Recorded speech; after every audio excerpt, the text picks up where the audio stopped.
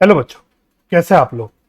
Final accounts chapter के third lecture में आप सभी का स्वागत है। लास्ट लेक्चर में हमने अपने फाइनल अकाउंट्स के कुछ एडजस्टमेंट्स कवर करने शुरू किए थे और हमने टोटल 8 एडजस्टमेंट्स कवर कर लिए थे। आज के लेक्चर में सबसे पहले तो हम बैलेंस एडजस्टमेंट्स को कवर करेंगे और अगर वक्त बचा तो स्टडी मटेरियल के कुछ क्वेश्चंस भी सॉल्व करेंगे। तो चलिए बिना किसी देरी के मैं अपने लेक्चर को शुरू करता हूं।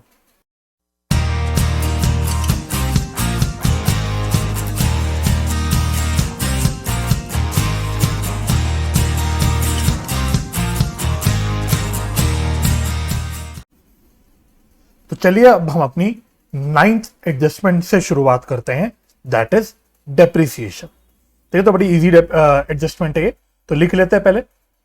चलो इसमें लिखना आप लोग हेडिंग डाल के पहले case one when provision for depreciation account or accumulated debt account is not maintained,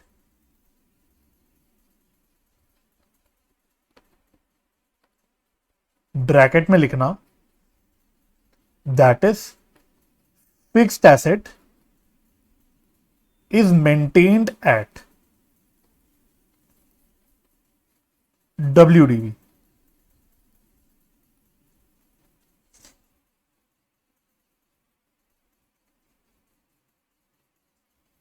ठीक है, तो थोड़ा मैं आपको कंटेक्स्ट दे देता हूं, फिर लिख लेंगे इसको।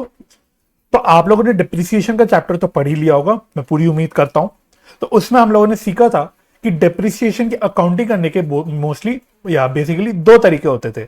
एक में हम बोलते थे जिसमें हम provision for depreciation account maintain करते थे, और दूसरे में हम लोग provision for depreciation account maintain नहीं करते थे। ठीक है, तो यहाँ पे जब हम एडजस्टमेंट की बात करेंगे तो हमको दोनों केसेस को ध्यान में रखना पड़ेगा, क्योंकि आपके सवाल में वो कोई भी केस हो सकता है।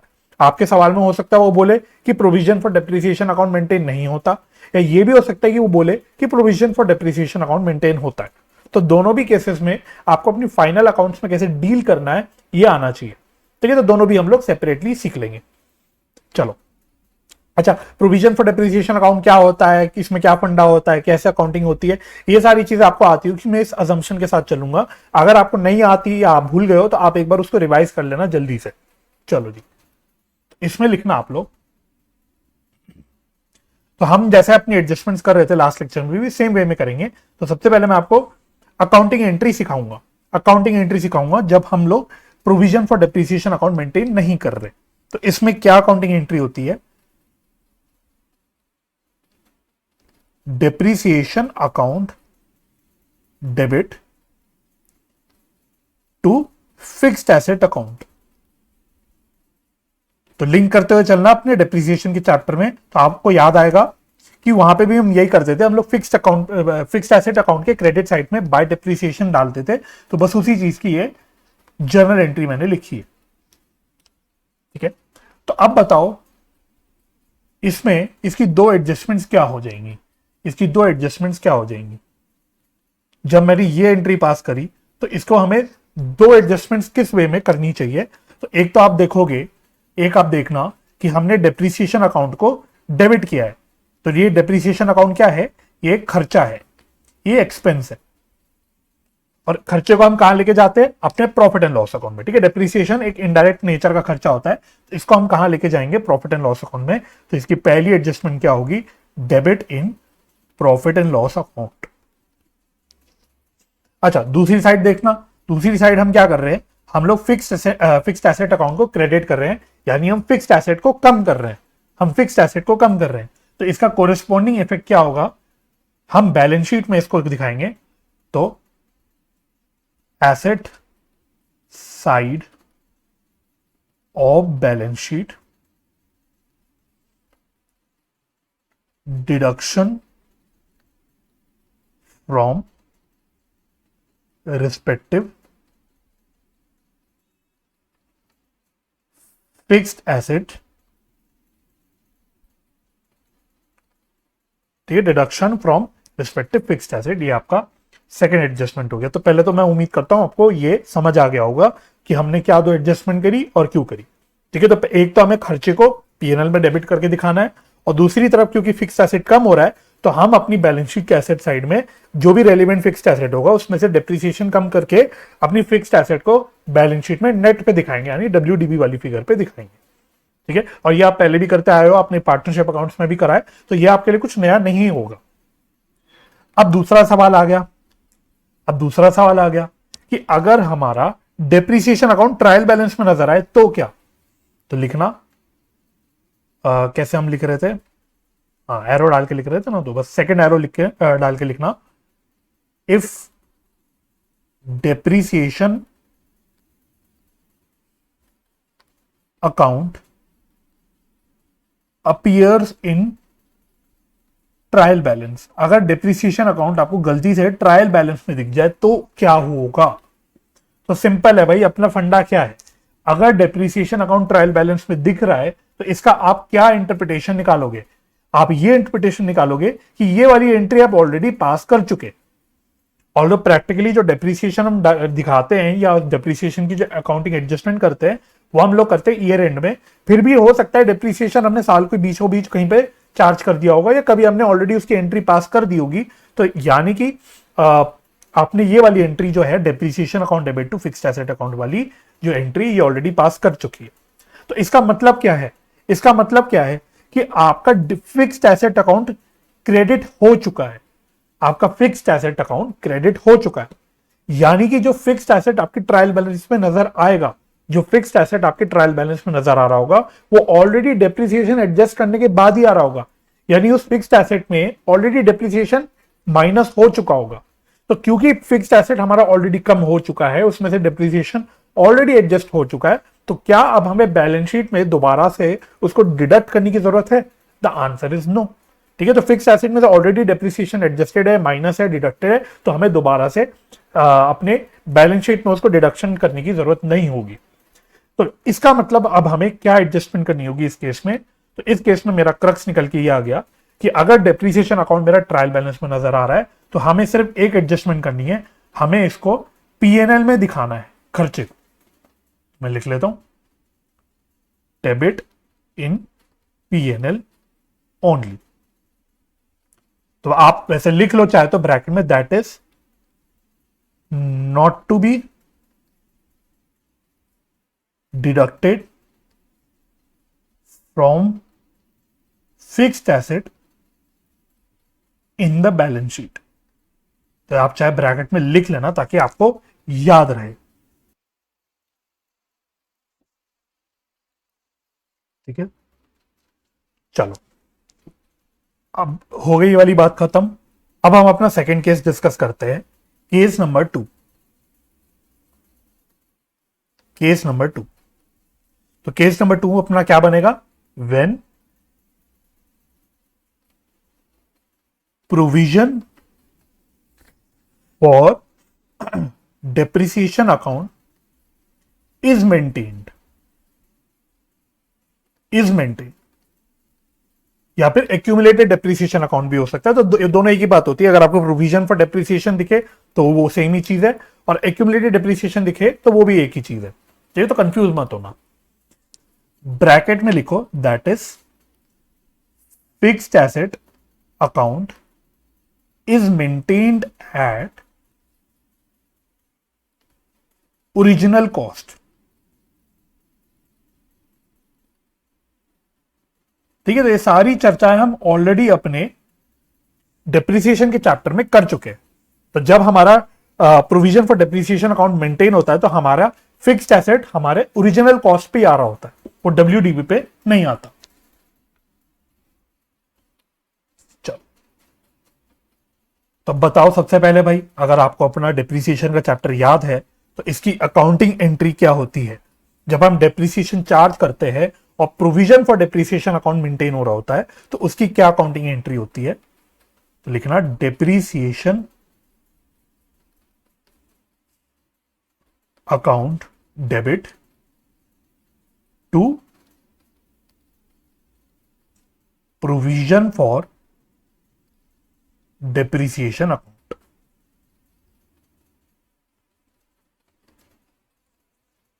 ये हमारी अकाउंटिंग एंट्री होती है। ठीक है, यानी कि फर्क कितना हो जाता है कि हम लोग depreciation account debit to fixed asset करने की जगह depreciation account to provision for depreciation account करते हैं। यानी हम प्रोविजन फॉर डेप्रिसिएशन एक अलग खाता क्योंकि मेंटेन कर रहे हैं तो उसी में दिखा देते हैं। ठीक है, तो अब इसके एडजस्टमेंट्स क्या होंगी, आप यहां से एक बार आप अपनी एडजस्टमेंट्स इसकी बनाने की कोशिश करना। तो देखो सेम चीज है, पहले तो भाई डेप्रिसिएशन डेबिट हो रहा है तो ये खर्चा है, ये एक्सपेंस है, तो खर्चा हमारा कहां चला जाता है, अगेन पीएनएल में ही चला जाता है, तो इसको हम डेबिट कर देंगे इन पीएनएल क्योंकि ये खर्चा है। ठीक है, अच्छा दूसरी तरफ प्रोविजन फॉर डेप्रिसिएशन अकाउंट है, दूसरी तरफ क्रेडिट हो रहा है प्रोविजन फॉर डेप्रिसिएशन अकाउंट। तो प्रोविजन फॉर डेप्रिसिएशन अकाउंट का जो नेचर होता है वो होता तो लाइबिलिटी का है, ये होता तो लाइबिलिटी है, लेकिन जिस प्रकार से हम प्रोविजन फॉर डाउटफुल डेट्स या provision for discount on debtors को अपनी डेटर्स में से ही माइनस करके दिखाते हैं, तो हम बैलेंस शीट में अपने इसको अपने फिक्स्ड एसेट से माइनस करके ही दिखाते हैं, बिल्कुल जैसे प्रोविजन फॉर डाउटफुल डेट दिखाते हैं, बिल्कुल सेम वे में। ठीक है, तो इसका सेकेंड इफेक्ट क्या होगा, आप लिख लेना, provision for depreciation account is shown as deduction from relevant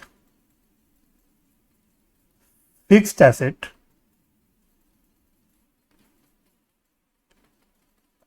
in the balance sheet। Reference के लिए लिख लो, रेफरेंस के लिए लिख लेना same as provision for doubtful debts. ठीक है, तो बिल्कुल जिस प्रकार से हम प्रोविजन फॉर डाउटफुल डेट्स को माइनस करके दिखाते हैं डेटर्स में से, यहां पे हम प्रोविजन फॉर डेट को भी फिक्स्ड एसेट से माइनस करके दिखाएंगे। यहां पे आपने जहां प्रोविजन फॉर डेप्रिसिएशन अकाउंट लिखा है, इसमें आप एक चीज ऐड कर देना, यहां पे एक एरो डाल के ऊपर एक ब्रैकेट डाल देना, ओपनिंग बैलेंस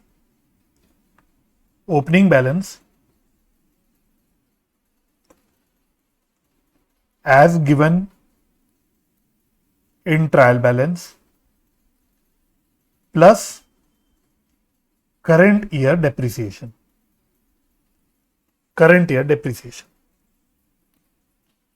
ठीक है। तो यहां पे क्या बोलना चाह रहा हूं मैं कि जब आपका provision for depreciation account maintain हो रहा होगा तो आपके ट्रायल बैलेंस में कुछ ना कुछ प्रोविजन फॉर डेप्रिसिएशन अकाउंट आ रहा होगा ओपनिंग बैलेंस का। ठीक है, तो ओपनिंग बैलेंस होगा, सपोज ऐसी रैंडमली ले रहा हूं, बस सुन लेना, ओपनिंग बैलेंस सपोज मेरा है 10,000 रुपए का। ठीक है, यह प्रोविजन फॉर डेप्रिसिएशन की बात कर रहा हूं, ये ट्रायल बैलेंस में आपको गिवन है। और एडजस्टमेंट में नीचे वो बोलता है कि करंट ईयर पे और 2,000 रुपए की डेप्रिसिएशन है, ये करंट ईयर की डेप्रिसिएशन है। तो आप इसकी क्या एडजस्टमेंट करोगे, पीएनएल में तो आप करंट ईयर का खर्चा दिखाते हो, तो करंट ईयर का जो 2,000 रुपए का डेप्रिसिएशन है ये आप पीएनएल में दिखा दोगे। और साथ ही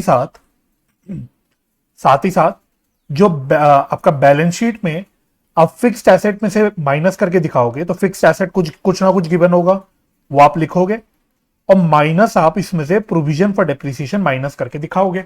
अब यहां पे आप कितना प्रोविजन फॉर डेप्रिसिएशन माइनस करोगे, ईयर एंड में टोटल मेरा कितना प्रोविजन फॉर डेप्रिसिएशन हो गया, वो टोटल प्रोविजन फॉर डेप्रिसिएशन आप मेंटेन करो, माइनस करके दिखाओगे।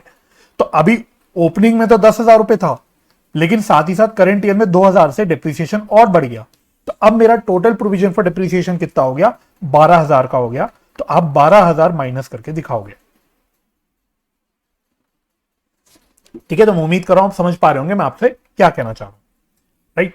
तो इसलिए मैंने यहां पे लिख दिया ब्रैकेट में, आप लोग भी लिख लेना opening balance as given in trial balance, क्योंकि नेचुरल सी बात है भाई, अगर हम provision for depreciation account maintain कर रहे हैं तो कुछ ना कुछ तो उसका ओपनिंग बैलेंस होगा ना। लास्ट ईयर भी हमने कुछ ना कुछ डेप्रिसिएशन चार्ज करा होगा, जो हमने प्रोविजन फॉर डेप्रिसिएशन में डाला होगा वो मेरा ओपनिंग बैलेंस में कैरी फॉरवर्ड हो रहा होगा, तो कुछ ना कुछ ओपनिंग बैलेंस होगा जो आपको ट्रायल बैलेंस में गिवन होगा। और करंट ईयर का जो डेप्रिसिएशन, जिसकी इंफॉर्मेशन आपको नीचे एडजस्टमेंट में मिलेगी, below trial balance.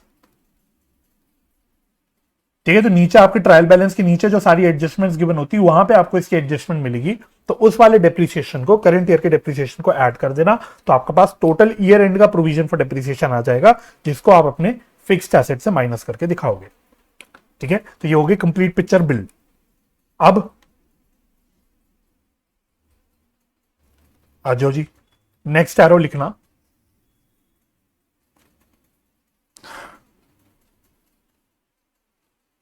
If depreciation account is given in trial balance, then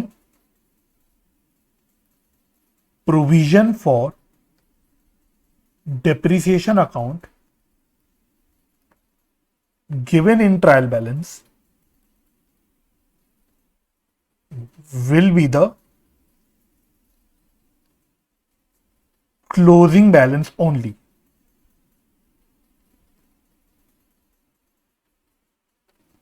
ठीक है, तो अब इसके आप एडजस्टमेंट क्या करोगे, इसके एडजस्टमेंट आप क्या करोगे, तो अगर आपको डेप्रिसिएशन अकाउंट ट्रायल बैलेंस में दिख जाता है, अगर डेप्रिसिएशन अकाउंट आपका ट्रायल बैलेंस में दिख जाता है और कोरिस्पोंडिंगली प्रोविजन फॉर डेप्रिसिएशन अकाउंट भी दिख रहा है आपको ट्रायल बैलेंस में, तो इसका मतलब क्या है, इसका इंटरप्रिटेशन क्या है, आपको थोड़ा सा अपना लॉजिक अप्लाई करना पड़ेगा, अपना माइंड आपको ओपन रखना पड़ेगा। ठीक है, इसलिए ये सीए कोर्स आप कर रहे हो क्योंकि आप अपना दिमाग अप्लाई करना आप सीख रहे हो। तो आपको क्या इंटरप्रिटेशन करनी है कि अगर डेप्रिसिएशन अकाउंट आपके ट्रायल बैलेंस में नजर आ रहा है और कोरिस्पोंडिंगली प्रोविजन फॉर डेप्रिसिएशन अकाउंट भी आपको दिख रहा होगा ट्रायल बैलेंस में, तो इसका मतलब क्या है, वही बात, सेम बात कि ये वाली एंट्री हम पास कर चुके, ये वाली हम एंट्री पास कर चुके। इसका मतलब क्या है कि प्रोविजन फॉर डेप्रिसिएशन अकाउंट जो मेरा ट्रायल बैलेंस में नजर आ रहा है, क्योंकि हम ये वाली एंट्री पास कर चुके हैं, तो हम करंट ईयर का डेप्रिसिएशन भी प्रोविजन फॉर डेप्रिसिएशन अकाउंट में डाल चुके हैं। दैट मींस जो provision for depreciation account trial balance में आ रहा है वो क्लोजिंग बैलेंस ही होगा, वो क्लोजिंग बैलेंस ही होगा। ठीक है, तो इसका मतलब क्या है, अब आपको इसकी क्या एडजस्टमेंट करनी पड़ेगी, आप कैसे इसको एडजस्ट करोगे, आप कैसे इसकी ट्रीटमेंट करोगे अपने फाइनल अकाउंट्स में। एक तो पीएनएल में डेबिट करोगे, तो डेप्रिसिएशन जो नजर आ रहा होगा आपको ट्रायल बैलेंस में, उसको आप डेबिट कर दोगे इन पीएनएल, क्योंकि वो करेंट ईयर का डेप्रिसिएशन होगा।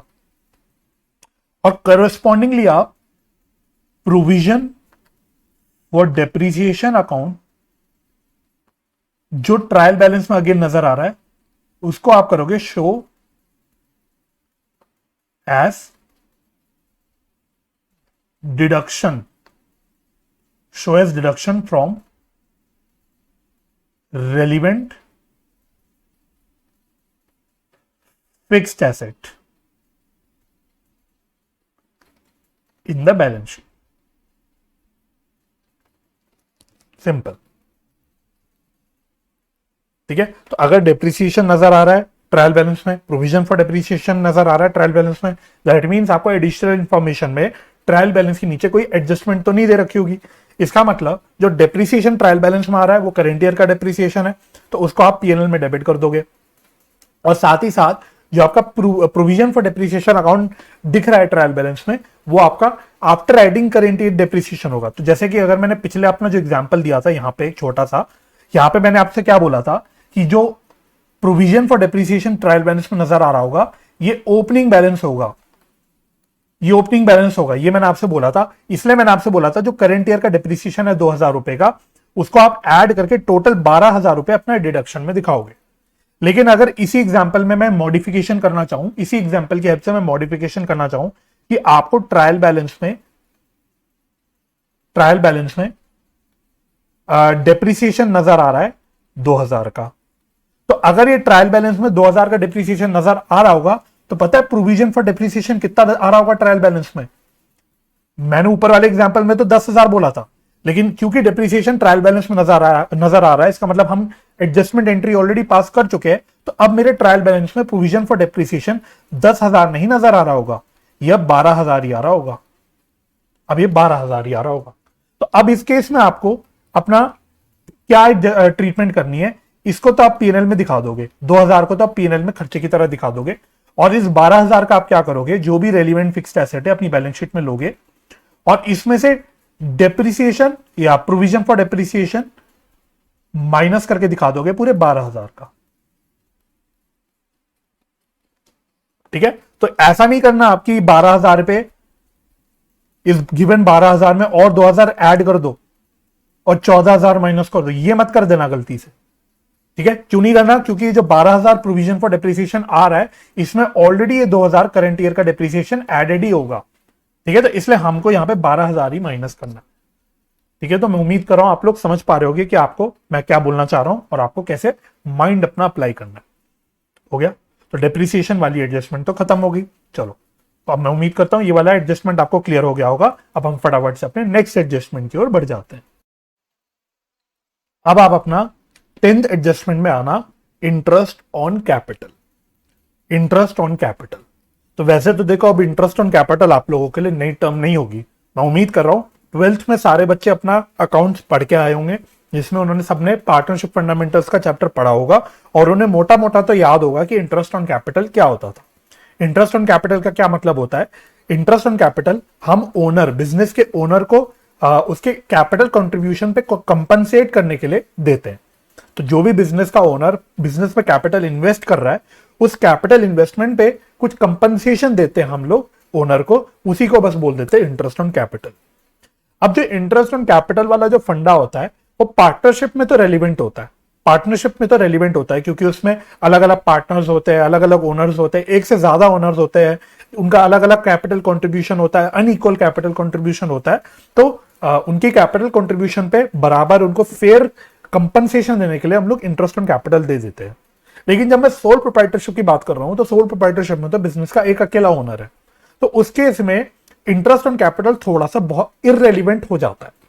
ठीक है, तो बहुत ज्यादा रेलिवेंट नहीं होता सोल प्रोप्राइटरशिप में कि भाई अकेला ओनर है, जो भी प्रॉफिट बिजनेस में वो कमा रहा है वो सारा उसी का होने वाला है, तो अपने आप को उस प्रॉफिट में से अलग से इंटरेस्ट ऑन कैपिटल क्यों देगा। वो तो पूरा प्रॉफिट जो आ रहा है बिजनेस में वो पूरा प्रॉफिट खुद ही ले लेगा, वो तो उसी का हो जाएगा, है ना। तो इसलिए उतना रेलिवेंट नहीं रहता, बट फिर भी आपके क्वेश्चन में एडजस्टमेंट हो सकती है। आपके स्टडी मटेरियल में इस एडजस्टमेंट का जिक्र भी कर रखा है, तो मैं आपके साथ इसकी चर्चा करूंगा कि इसका क्या हम लोगों को एडजस्टमेंट करनी होती है।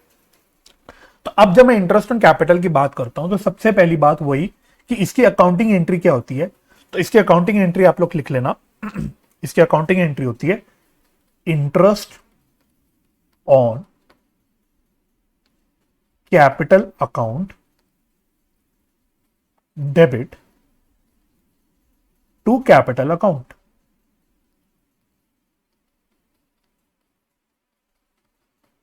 Interest on capital account debit to capital account, ये एंट्री होती है। और अगर आपको अपना पार्टनरशिप फंडामेंटल्स याद होगा, जिसके चांसेस वैसे मुझे कम ही लगते हैं, बट अगर आपको याद होगा तो उसमें भी हम सेम एंट्री करते थे, interest on capital account debit to partners capital बस करते थे। अब यहाँ पे तो पार्टनर है नहीं, यहाँ पे अकेला एक ओनर है, तो इसलिए मैंने सिंपली कैपिटल अकाउंट लिख दिया। ठीक है, अब interest on capital, interest on capital क्या होता है, तो इसको आप समझ लो कि ये होता है खर्चा, बिजनेस के लिए ये खर्चा ही होता है। ठीक है, अब पार्टनरशिप में तो देखो हम लोग इस खर्चे को एप्रोप्रिएशन बोलते थे टेक्निकली, और पीएनएल एप्रोप्रिएशन अकाउंट में दिखाते थे। ठीक है, तो है तो टेक्निकली एप्रोप्रिएशन ही, ये प्रॉफिट का डिस्ट्रीब्यूशन नहीं हो रहा है, बस इंटरेस्ट ऑन कैपिटल के नाम से हम लोग पार्टनर को ओनर को दे रहे हैं, है तो एक प्रकार का ये एप्रोप्रिएशन ही। लेकिन क्योंकि सोल प्रोप्राइटरशिप के केस में हम लोग पीएनएल एप्रोप्रिएशन अकाउंट नहीं बनाते, क्योंकि वहां पे जो सोल प्रोप्राइटर है उसके केस में तो एक ही ओनर है, उसके केस में एक ही ओनर है, तो हमें प्रॉफिट डिस्ट्रीब्यूशन ऐसा दिखाने की जरूरत ही नहीं होती, क्योंकि सारा का सारा प्रॉफिट तो ओनर का ही होता है, एक अकेले सोल प्रोप्राइटर का ही होता है। तो इसलिए हम यहाँ पे पीएनएल एप्रोप्रिएशन अकाउंट नहीं बनाते, इसलिए हम इसको इंटरेस्ट ऑन कैपिटल को नॉर्मल खर्चे की तरह ही ट्रीट कर देते हैं, यानी इसको हम लोग नॉर्मली पीएनएल अकाउंट में ही दिखाते हैं। जैसे हम कोई भी और खर्चे दिखाते हैं वैसे इसको भी हम लोग पीएनएल अकाउंट में खर्चे की तरह ही दिखा देते हैं। ठीक है, तो ये इसका अकाउंटिंग ट्रीटमेंट होता है। तो अगर आप इसका अकाउंटिंग ट्रीटमेंट समझ गए होंगे तो इसकी क्या दो एडजस्टमेंट होगी, इसकी क्या दो इफेक्ट्स लेंगे हम लोग अपने फाइनल अकाउंट्स में, तो लिख लो मेरे साथ साथ। पहला इफेक्ट लेंगे वही debit in PNL, debit in PNL, तो पहला हमारा यही हो गया। और दूसरा अगर आप ध्यान से देखोगे तो कैपिटल अकाउंट को हम लोग क्रेडिट कर रहे हैं, कैपिटल अकाउंट को हम लोग क्रेडिट कर रहे हैं। कैपिटल अकाउंट को क्रेडिट करने का क्या मतलब है, हम कैपिटल को बढ़ा रहे हैं। तो इसका कोरिस्पॉन्डिंग इफेक्ट क्या होगा, लिख लो। बैलेंस शीट में इसका हम इफेक्ट लेंगे, add in opening capital, add in opening capital. तो जो भी ओपनिंग हमारी कैपिटल होगी, तो जिस कैपिटल में हम अपने प्रॉफिट्स वगैरह ऐड करके दिखाते हैं ना, हम दिखाते हैं ना, कैपिटल लिखते हैं अंदर, उसमें प्रॉफिट्स करंट ईयर के ऐड करते हैं, ड्रॉइंग्स माइनस करते हैं, तो वहीं पे हम लोग इसको इंटरेस्ट ऑन कैपिटल को भी ऐड करके दिखा देंगे। रीजन क्या है, क्योंकि इंटरेस्ट ऑन कैपिटल हम कैपिटल अकाउंट में क्रेडिट कर रहे हैं, यानी इंटरेस्ट ऑन कैपिटल से हमारे कैपिटल अकाउंट बढ़ जाता है। सिंपल हो गया। अच्छा, यहां पे भी सेम बात, वैसे इतनी आगे का मुझे लगता नहीं आपके सवाल में आएगा, बट फिर भी आपको पता होना चाहिए। अगर आपको इंटरेस्ट ऑन कैपिटल नजर आ जाए शोन इन ट्रायल बैलेंस, तो अगर आपको इंटरेस्ट ऑन कैपिटल अलग से एडजस्टमेंट की जगह आपको ट्रायल बैलेंस में नजर आ जाए, तो इसका क्या इंटरप्रिटेशन है। सबसे पहले आप इंटरप्रिटेशन सोच लो। अगर आपने इंटरप्रिटेशन आइडेंटिफाई कर लिया सही से, तो आप उसकी एडजस्टमेंट अपने आप कर सकते हो। तो हमने ये जो अकाउंटिंग एंट्री पास करी, तो इंटरेस्ट ऑन कैपिटल जब आपकी ट्रायल बैलेंस में आ रहा है, इसका मतलब क्या है कि ये वाली एंट्री ऑलरेडी पास हो चुकी है। ये वाली एंट्री ऑलरेडी पास हो चुकी है। इसका मतलब क्या है कि कैपिटल अकाउंट में हम इंटरेस्ट को ऑलरेडी क्रेडिट कर चुके हैं। कैपिटल अकाउंट में हम इंटरेस्ट को ऑलरेडी क्रेडिट कर चुके हैं, यानी इस केस में जब जो ट्रायल बैलेंस में हमारा कैपिटल नजर आ रहा होगा, उसमें interest on capital already added ही होगा, राइट। तो अगर मैं कह रहा हूं कि ट्रायल बैलेंस के कैपिटल में interest on capital already added है, तो क्या मुझे दोबारा से बैलेंस शीट में ऐड करने की आवश्यकता है? क्या मुझे दोबारा से बैलेंस शीट में जो कैपिटल है उसमें दोबारा से ऐड करने की जरूरत है? नहीं, क्योंकि जो गिवन कैपिटल होगा उसमें already interest on capital added होगा। सिंपल। तो इसकी अब आपकी क्या एडजस्टमेंट हो जाएगी? तो इस केस में आपको सिर्फ एक ही काम करना है, क्योंकि इंटरेस्ट ऑन कैपिटल तो आ रहा है ना, तो ये एक प्रकार का खर्चा है, तो बस इस खर्चे को आपको पीएनएल में डेबिट करना होगा, दैट्स इट। बस यही आपकी एक एडजस्टमेंट होगी, इसके अलावा और भी कुछ आपको नहीं करना होगा। ठीक है, तो ये हो गई मेरी 10th एडजस्टमेंट, सिंपल सी। आ जाओ अपनी 11th एडजस्टमेंट में। तो जैसे अब इंटरेस्ट ऑन कैपिटल की बात कर ली, तो अब हम 11th एडजस्टमेंट में इंटरेस्ट ऑन ड्रॉइंग्स की बात भी कर लेते हैं। इंटरेस्ट ऑन ड्रॉइंग्स, तो इंटरेस्ट ऑन ड्रॉइंग्स की आप एंट्री क्या करते हो? तो भाई पार्टनरशिप वाला चैप्टर याद है तो उसको याद करना। तो वहां पे हम एंट्री करते थे partners capital account debit to interest on capital account. तो बस सेम बेसिस में एंट्री होगी, बस पार्टनर्स कैपिटल की जगह मैं सिर्फ कैपिटल लिख दूंगा, क्योंकि यहाँ पे का पार्टनर्स तो है नहीं ना, सोल प्रोप्राइटर की बात कर रहे हैं। तो capital account debit to interest on drawings. मैंने इंटरेस्ट ऑन कैपिटल बोल दिया शायद गलती से, बट इंटरेस्ट ऑन ड्रॉइंग्स, ये हमारी एंट्री हो जाएगी। ठीक है, तो बस अब इसकी क्या एडजस्टमेंट होगी?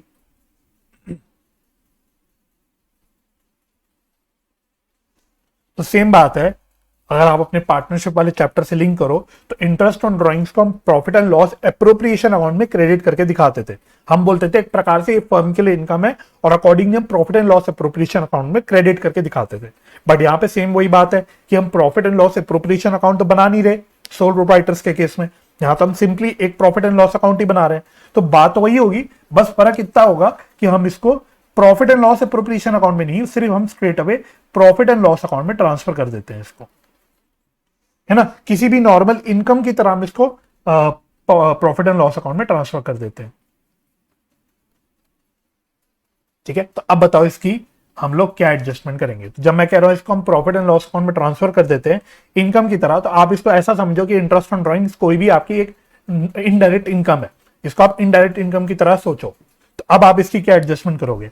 इनडायरेक्ट इनकम है, तो इनकम को हम क्या करते हैं? अपने पीएनएल में क्रेडिट करते हैं, तो ये हो जाएगा क्रेडिट इन पीएनएल। और कोरिस्पॉन्डिंगली अगर आप यहां ध्यान से देखो, तो यहां पे कैपिटल अकाउंट डेबिट हो रहा है, कैपिटल अकाउंट डेबिट हो रहा है। कैपिटल अकाउंट के डेबिट होने का मतलब कैपिटल को हम लोग कम कर रहे हैं, कैपिटल को हम लोग कम कर रहे हैं। तो अब इसके हम लोग दूसरा इफेक्ट क्या ले लेंगे? हम लोग बैलेंस शीट में इसको डिडक्ट कर देंगे, डिडक्ट फ्रॉम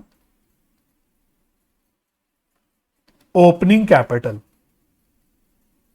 ठीक है, तो जब मैं ओपनिंग कैपिटल बोल रहा हूं तो कैपिटल जो आपका ट्रायल बैलेंस में नजर आ रहा होगा उसकी बात कर रहा हूं। ठीक है, डिडक्ट फ्रॉम ओपनिंग कैपिटल। तो वही सेम बात है, जहां पे हम लोग कैपिटल को इनर कॉलम में लिखते हैं, नेट प्रॉफिट ऐड करते हैं, ड्रॉइंग्स माइनस करते हैं, तो वहां पे हम interest on drawings he minus कर देंगे। तो इंटरेस्ट ऑन ड्रॉइंग्स माइनस हो जाएगा, इंटरेस्ट ऑन कैपिटल ऐड हो जाएगा, सिंपल।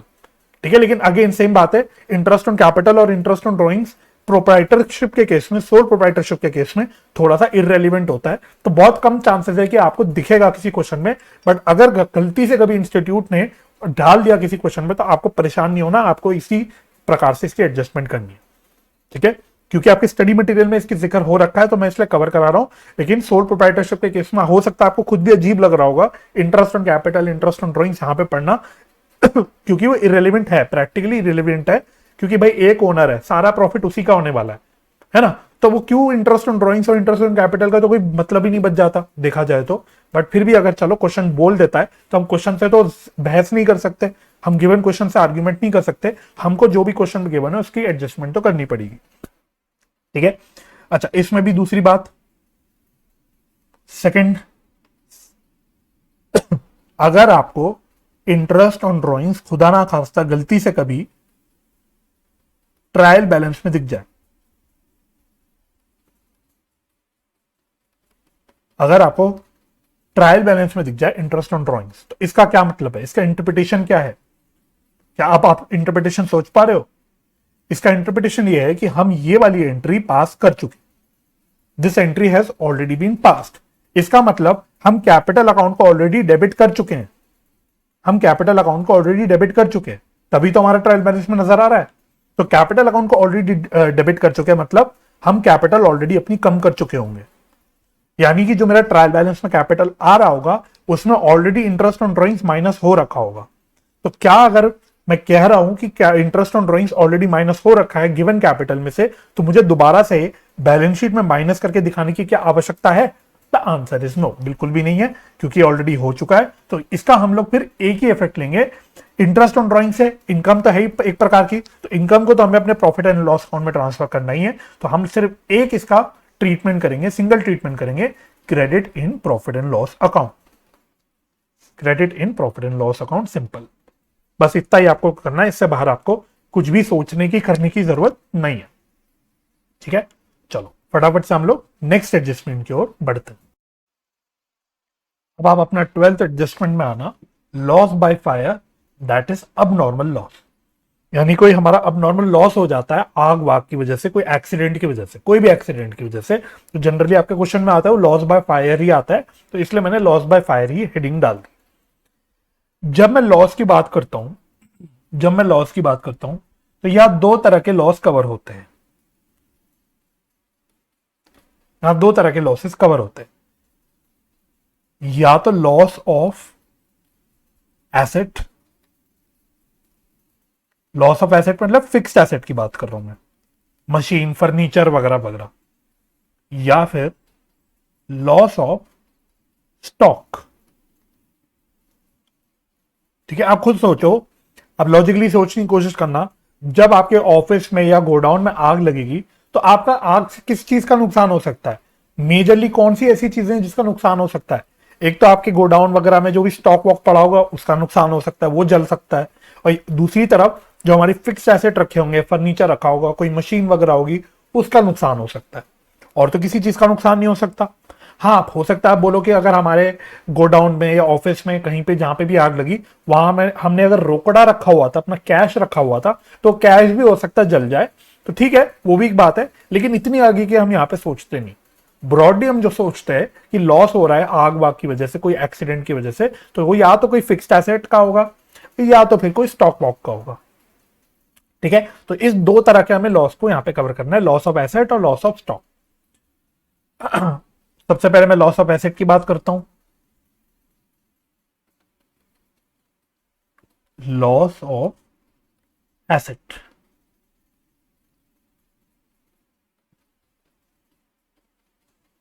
तो जब लॉस ऑफ एसेट होता है, तो इसकी हम क्या एंट्री पास करते हैं?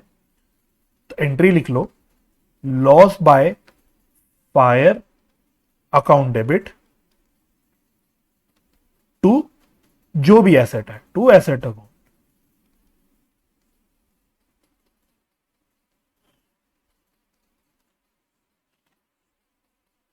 To asset account.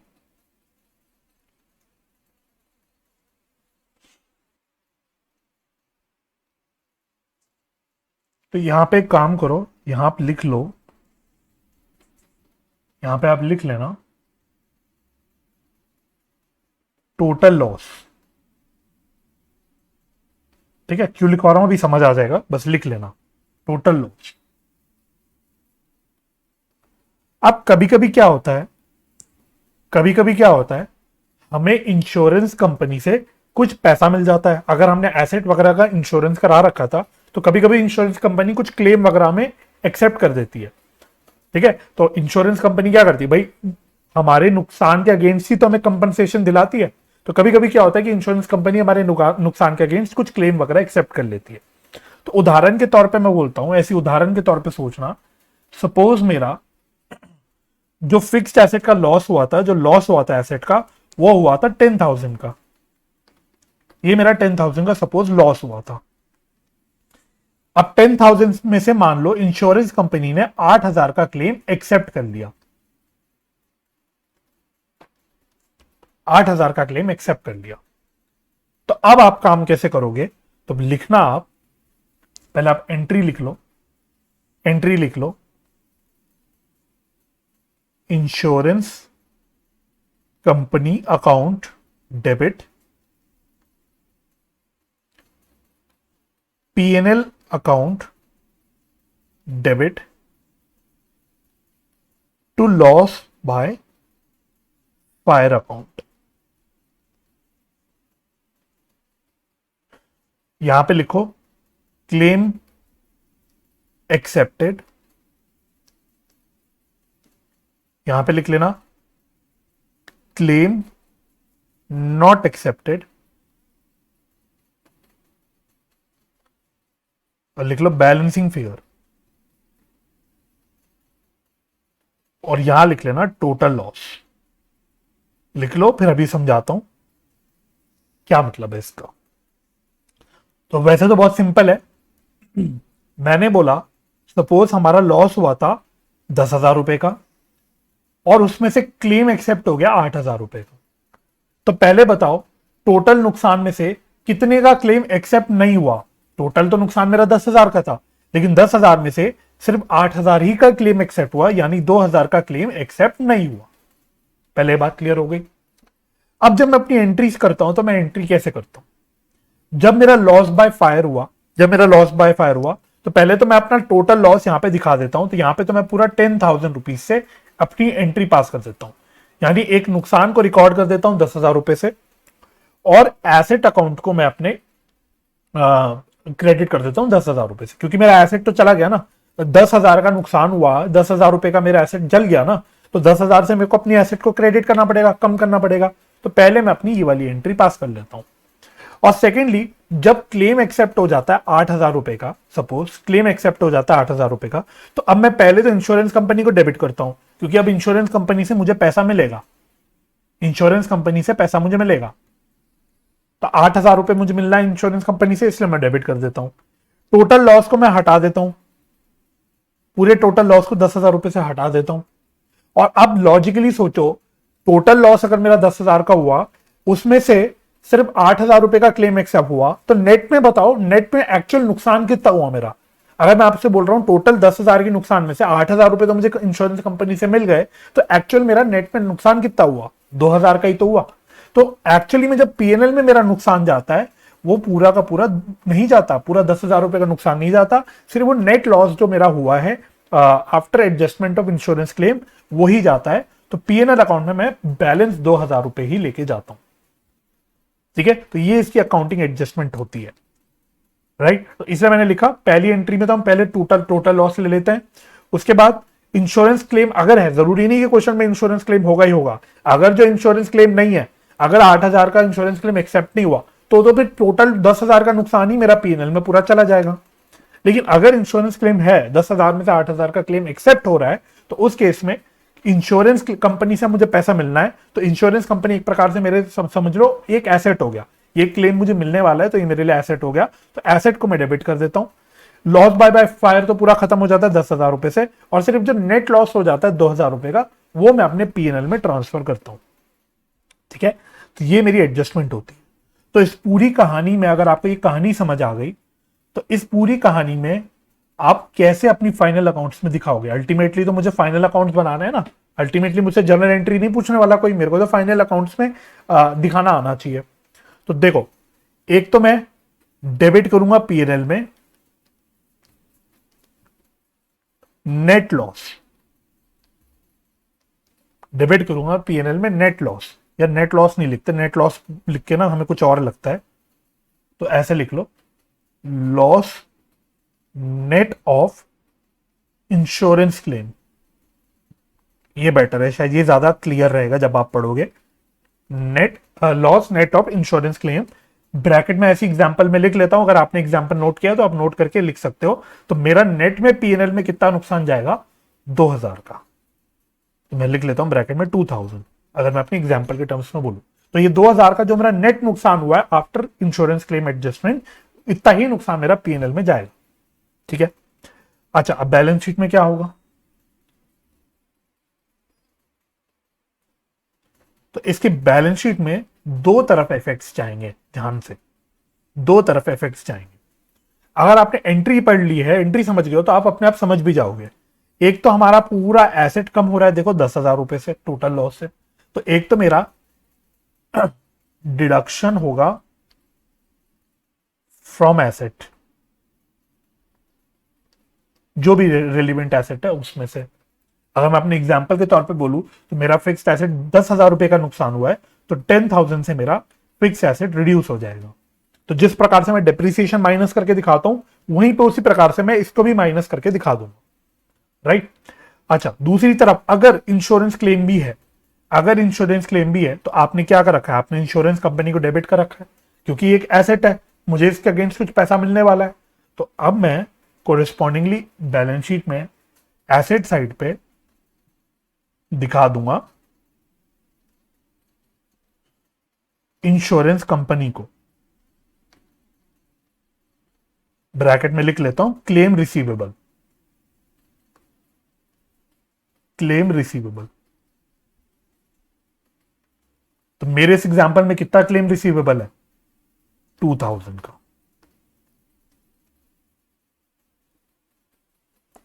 I hope आपको अब ये समझ आ गया होगा कि अल्टीमेटली आपको क्या एडजस्टमेंट करनी है अपने फाइनल अकाउंट्स में। तो मैं एक बार रिवाइज करवा लेता हूं। अच्छा, 2000 नहीं, 8000, 8000 का क्लेम एक्सेप्ट हुआ था ना मेरे एग्जांपल में, 8000 सॉरी। ठीक है, 8000 का क्लेम एक्सेप्ट हुआ था, तो 8000 रुपीज मेरा आ जाएगा in asset side. Insurance claim receivable भी लिख सकते हो, या इंश्योरेंस कंपनी का नाम भी लिख सकते हो, जो भी चाहो आपका, लेकिन एसेट साइड पे 8000 रुपए का एक फिगर आ जाएगा। तो एक बार रिवाइज कर लेते हैं क्या होगा हमारे फाइनल अकाउंट्स में।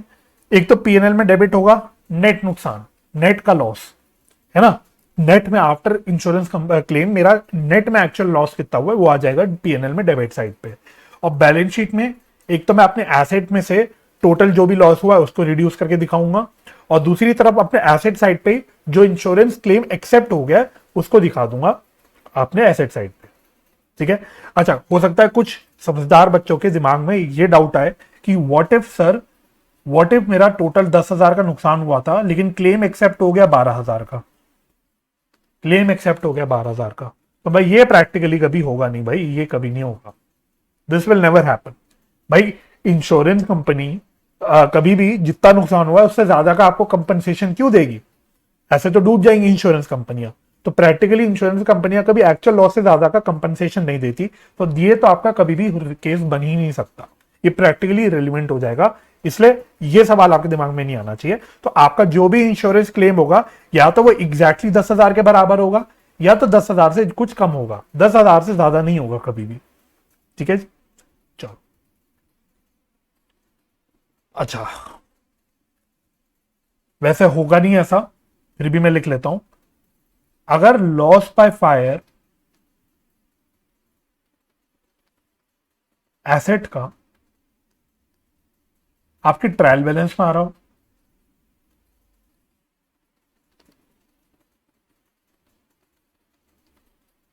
बताओ। अगर ट्रायल बैलेंस में आ रहा हो लॉस बाय फायर, तो क्या?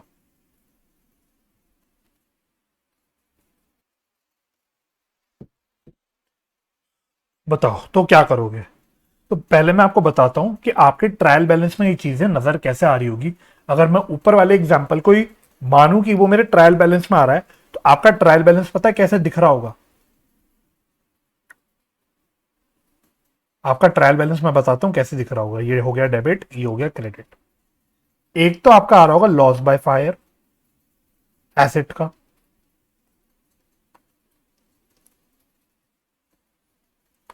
और एक आपका आ रहा होगा इंश्योरेंस कंपनी या फिर क्लेम रिसीवेबल, जो भी होगा। अब जो भी टर्मिनोलॉजी होगी वो मेरे को नहीं पता, लेकिन जो भी होगा इस प्रकार का कुछ आपका नजर आएगा।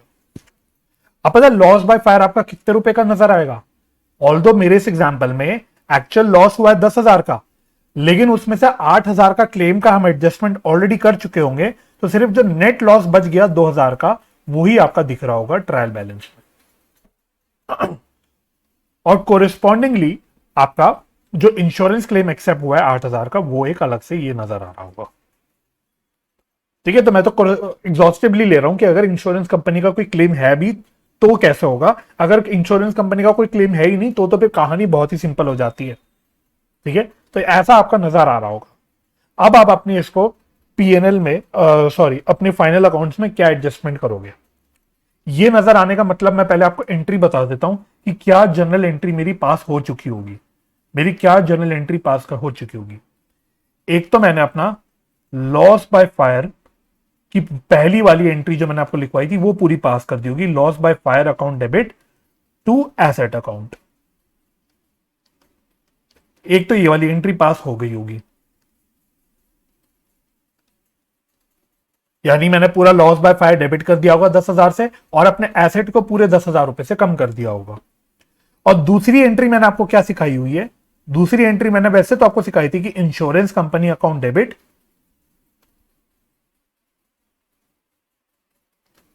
तो मैंने आपको जो एंट्री सिखाई थी कि इंश्योरेंस कंपनी अकाउंट डेबिट होता है और पीएनएल अकाउंट में जो क्लेम एक्सेप्ट नहीं हुआ है, जो बैलेंसिंग फिगर है वो आ जाता है, राइट।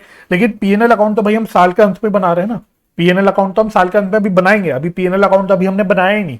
तो अगर साल के बीचों बीच पीएनएल अकाउंट बनाने से पहली एडजस्टमेंट एंट्री पास हो चुकी है, तो हमने सिर्फ ये वाली एंट्री पास कर रखी होगी, insurance company account debit to loss by fire, ये वाली एंट्री हमने पास कर दी होगी। तो जब आपके ट्रायल बैलेंस में चीजें नजर आ रही होगी तो इसका इंटरप्रिटेशन ये है कि ये दोनों एंट्रीज आपकी पास हो रखी हैं। तो एक एंट्री आपको अपने आप से पास करनी पड़ेगी, एक एंट्री आप अपने आप से पास करोगे, जो आपको एडजस्टमेंट में अपने दिमाग में खुद पास करनी पड़ेगी। आप बेसिकली ये जो नेट लॉस है, नेट लॉस है, आप देखो 10,000 से लॉस बाय फायर डेबिट हो रहा है और 8,000 से लॉस बाय फायर क्रेडिट हो रहा है। तो अभी लॉस बाय फायर का डेबिट बैलेंस बच गया 2,000 का, वो आपके ट्रायल बैलेंस में नजर आ रहा होगा। तो बस इसको उठा के आपको पीएनएल में ट्रांसफर करना होगा, राइट। तो मैंने इसलिए पहले आपको एग्जांपल दिखाया ताकि आप पिक्चराइज कर पाओ। और अब अगर मैं आपसे पूछूं कि अब आप बताओ इस केस में आप अपनी फाइनल अकाउंट्स में क्या एडजस्टमेंट करोगे, तो आपको सिर्फ एक काम करना है। पहला तो आपका जो 2,000 का लॉस बाय फायर आ रहा है, इसको आपको उठा के डाल देना अपने पीएनएल में, डेबिट इन पीएनएल, ब्रैकेट में लिख लो लॉस अपीयरिंग इन ट्रायल बैलेंस। यानी मेरे इस एग्जांपल में कितने रुपए का लॉस बाय फायर नजर आ रहा है ट्रायल बैलेंस में? 2,000 रुपए का। तो इस 2,000 रुपए को आप पीएनएल में डाल दोगे। और दूसरी तरफ फिक्स्ड एसेट तो मैं ऑलरेडी कम कर चुका हूं, एसेट को मैं ऑलरेडी क्रेडिट कर चुका हूं, तो एसेट में से मुझे दोबारा से माइनस करने की तो जरूरत है ही नहीं, क्योंकि मैं ऑलरेडी माइनस कर चुका हूं। सिर्फ मुझे एक चीज और क्या करनी है, जो इंश्योरेंस कंपनी का बैलेंस आ रहा है ये वाला 8,000 रुपए का, एक डेबिट बैलेंस आ रहा है, एक एसेट का बैलेंस आ रहा है, इसको बस मुझे बैलेंस शीट में एसेट साइड पे दिखाना होगा। तो बस बैलेंस शीट में मैं दिखा दूंगा इंश्योरेंस कंपनी या क्लेम रिसीवेबल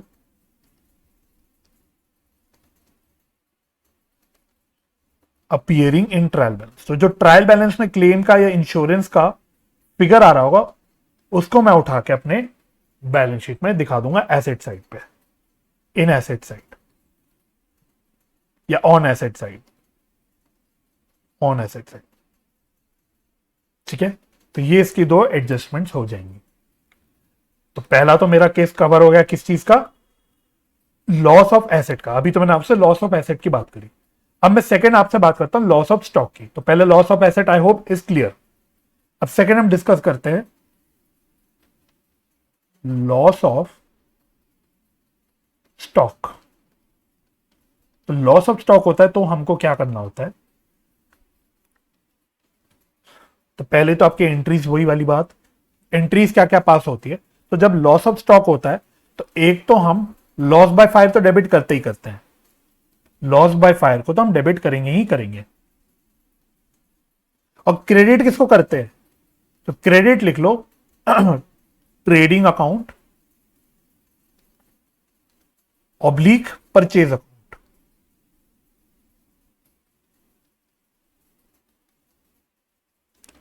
ठीक है, तो अगर हम ईयर एंड पे एडजस्टमेंट कर रहे हैं तो हम डायरेक्टली ट्रेडिंग अकाउंट को क्रेडिट कर देते हैं। और अगर साल के बीचों बीच हमने एंट्री पास कर रखी होगी तो साल के बीचों बीच तो हम ट्रेडिंग अकाउंट बनाएंगे नहीं, तो उस केस में हम लोग परचेज अकाउंट को क्रेडिट कर देते हैं। मैं कैसे लिखूं, अदर्स, अदर केस।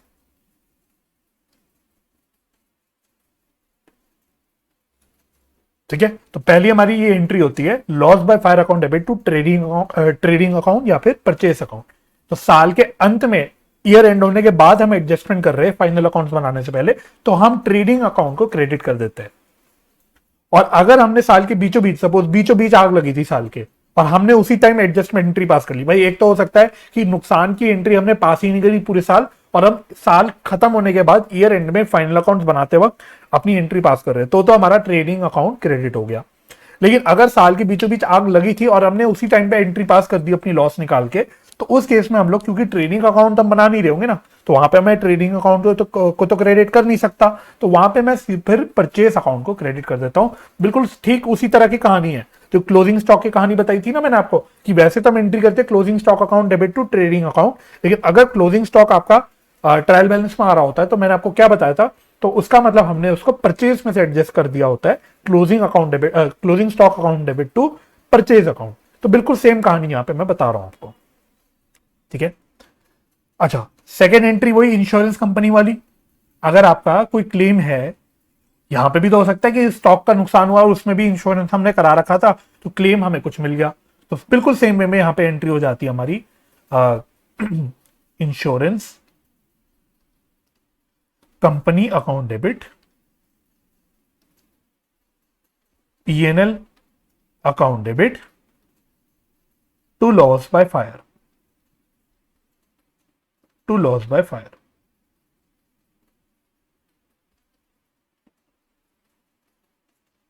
ठीक है, तो यहां हो गया क्लेम एक्सेप्टेड, यहां हो गया क्लेम नॉट एक्सेप्टेड, यानी जो आपका बैलेंसिंग फिगर है, और यहां हो गया टोटल लॉस। ठीक है, तो पहली एंट्री में भी चाहे तो आप लिख लेना टोटल लॉस।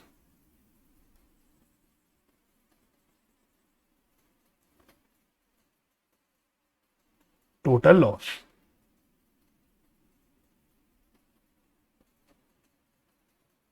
ठीक है, तो बिल्कुल डिट्टो सेम एग्जांपल ले लूं क्या, डिट्टो सेम एग्जांपल ले लेता हूं। बिल्कुल ऊपर वाला जो एग्जांपल लिया था कि मेरा लॉस कितने का हुआ है, 10,000 का, बस अब फर्क क्या है, स्टॉक का लॉस हुआ है ये मानो, और इंश्योरेंस कंपनी कितना, इंश्योरेंस कंपनी ने कितना पैसा एक्सेप्ट किया, कितना क्लेम एक्सेप्ट किया, 8,000 का। तो अब मेरी एंट्री क्या हो जाएगी, तो पहली एंट्री में तो मैं पूरा 10,000 रुपए लेके जाऊंगा, और दूसरी एंट्री में यहां पे इंश्योरेंस कंपनी से 8,000 रुपए मिलने हैं, लॉस बाय फायर मेरा 10,000 रुपए से कम हुआ, और नेट में मेरा जो 2,000 का एक्चुअल नुकसान हुआ है वो मेरे पीएनएल में आ जाएगा। ठीक है, तो अब इसकी एडजस्टमेंट कैसे कैसे करोगे, अब इसको फाइनल अकाउंट्स में आप कैसे एडजस्ट करोगे, तो एक तो काम करना है ट्रेडिंग अकाउंट में credit side, credit in trading account, और यहां पे लिख लो टोटल लॉस, टोटल लॉस को हम लोग क्रेडिट करेंगे ट्रेडिंग अकाउंट में।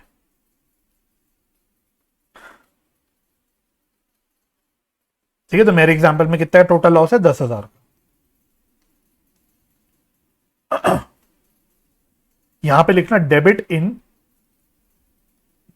पीएनएल और ब्रैकेट में लिख लो वही actual loss net of insurance claim. ठीक है जी। और दूसरी तरफ बैलेंस शीट में हम क्या दिखाएंगे, एसेट साइड में इंश्योरेंस कंपनी के नाम से, यानी क्लेम एक्सेप्टेड या क्लेम रिसीवेबल।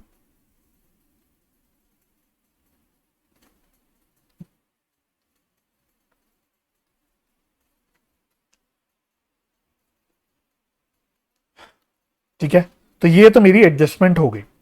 ठीक है, तो पीएनएल में कितना डेबिट होगा, मेरे इस एग्जांपल में एक्चुअल लॉस 2000 का हुआ है, तो 2000 रुपए मेरे पीएनएल में डेबिट होगा, और 8000 का जो क्लेम मिलने वाला है मेरे को, वो मैं एसेट साइड पे दिखा दूंगा। ठीक है जी। अच्छा, अब आपके दिमाग में एक सवाल आ सकता है, जो आना भी चाहिए, कि हम ट्रेडिंग अकाउंट को क्रेडिट कर ही क्यों रहे हैं, हम ट्रेडिंग अकाउंट को क्रेडिट क्यों कर रहे हैं इस एंट्री में, लॉस बाय फायर में। तो इसका लॉजिक मैं आपको यहां पे लिखवा देता हूं, तो ये आपको लॉजिक पता होना चाहिए, logic of crediting loss in trading account. तो पहले आप लिख लो इसको, फिर मैं आपको समझा देता हूं। तो पहले लिख लेना इसको, लॉजिक लिखना, to ascertain gross profit oblique gross loss as if loss had not occurred.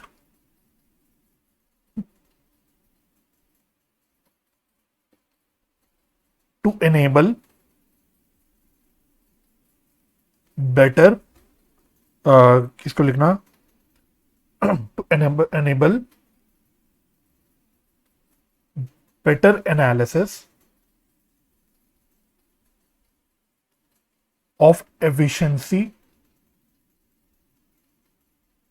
of trading operations।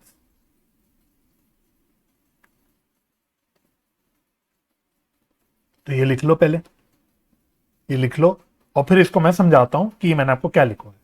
ठीक है, हम ट्रेडिंग अकाउंट में लॉस को क्रेडिट क्यों कर रहे हैं, हम ट्रेडिंग अकाउंट में एक लॉस को क्रेडिट क्यों करके दिखा रहे हैं। तो आप देखो, आप अपना जो ट्रेडिंग अकाउंट बनाते हो उसमें आप चीजें कैसे कैसे दिखाते हो। मैं खाली क्रेडिट साइड की बात करता हूं, मैं यहां पे खाली क्रेडिट साइड की बात करता हूं। एक तो आप सेल्स दिखाते हो मोटा मोटा, और दूसरा आप यहां पे अपना क्लोजिंग स्टॉक दिखाते हो, यही दो चीजें दिखाते हो, है ना।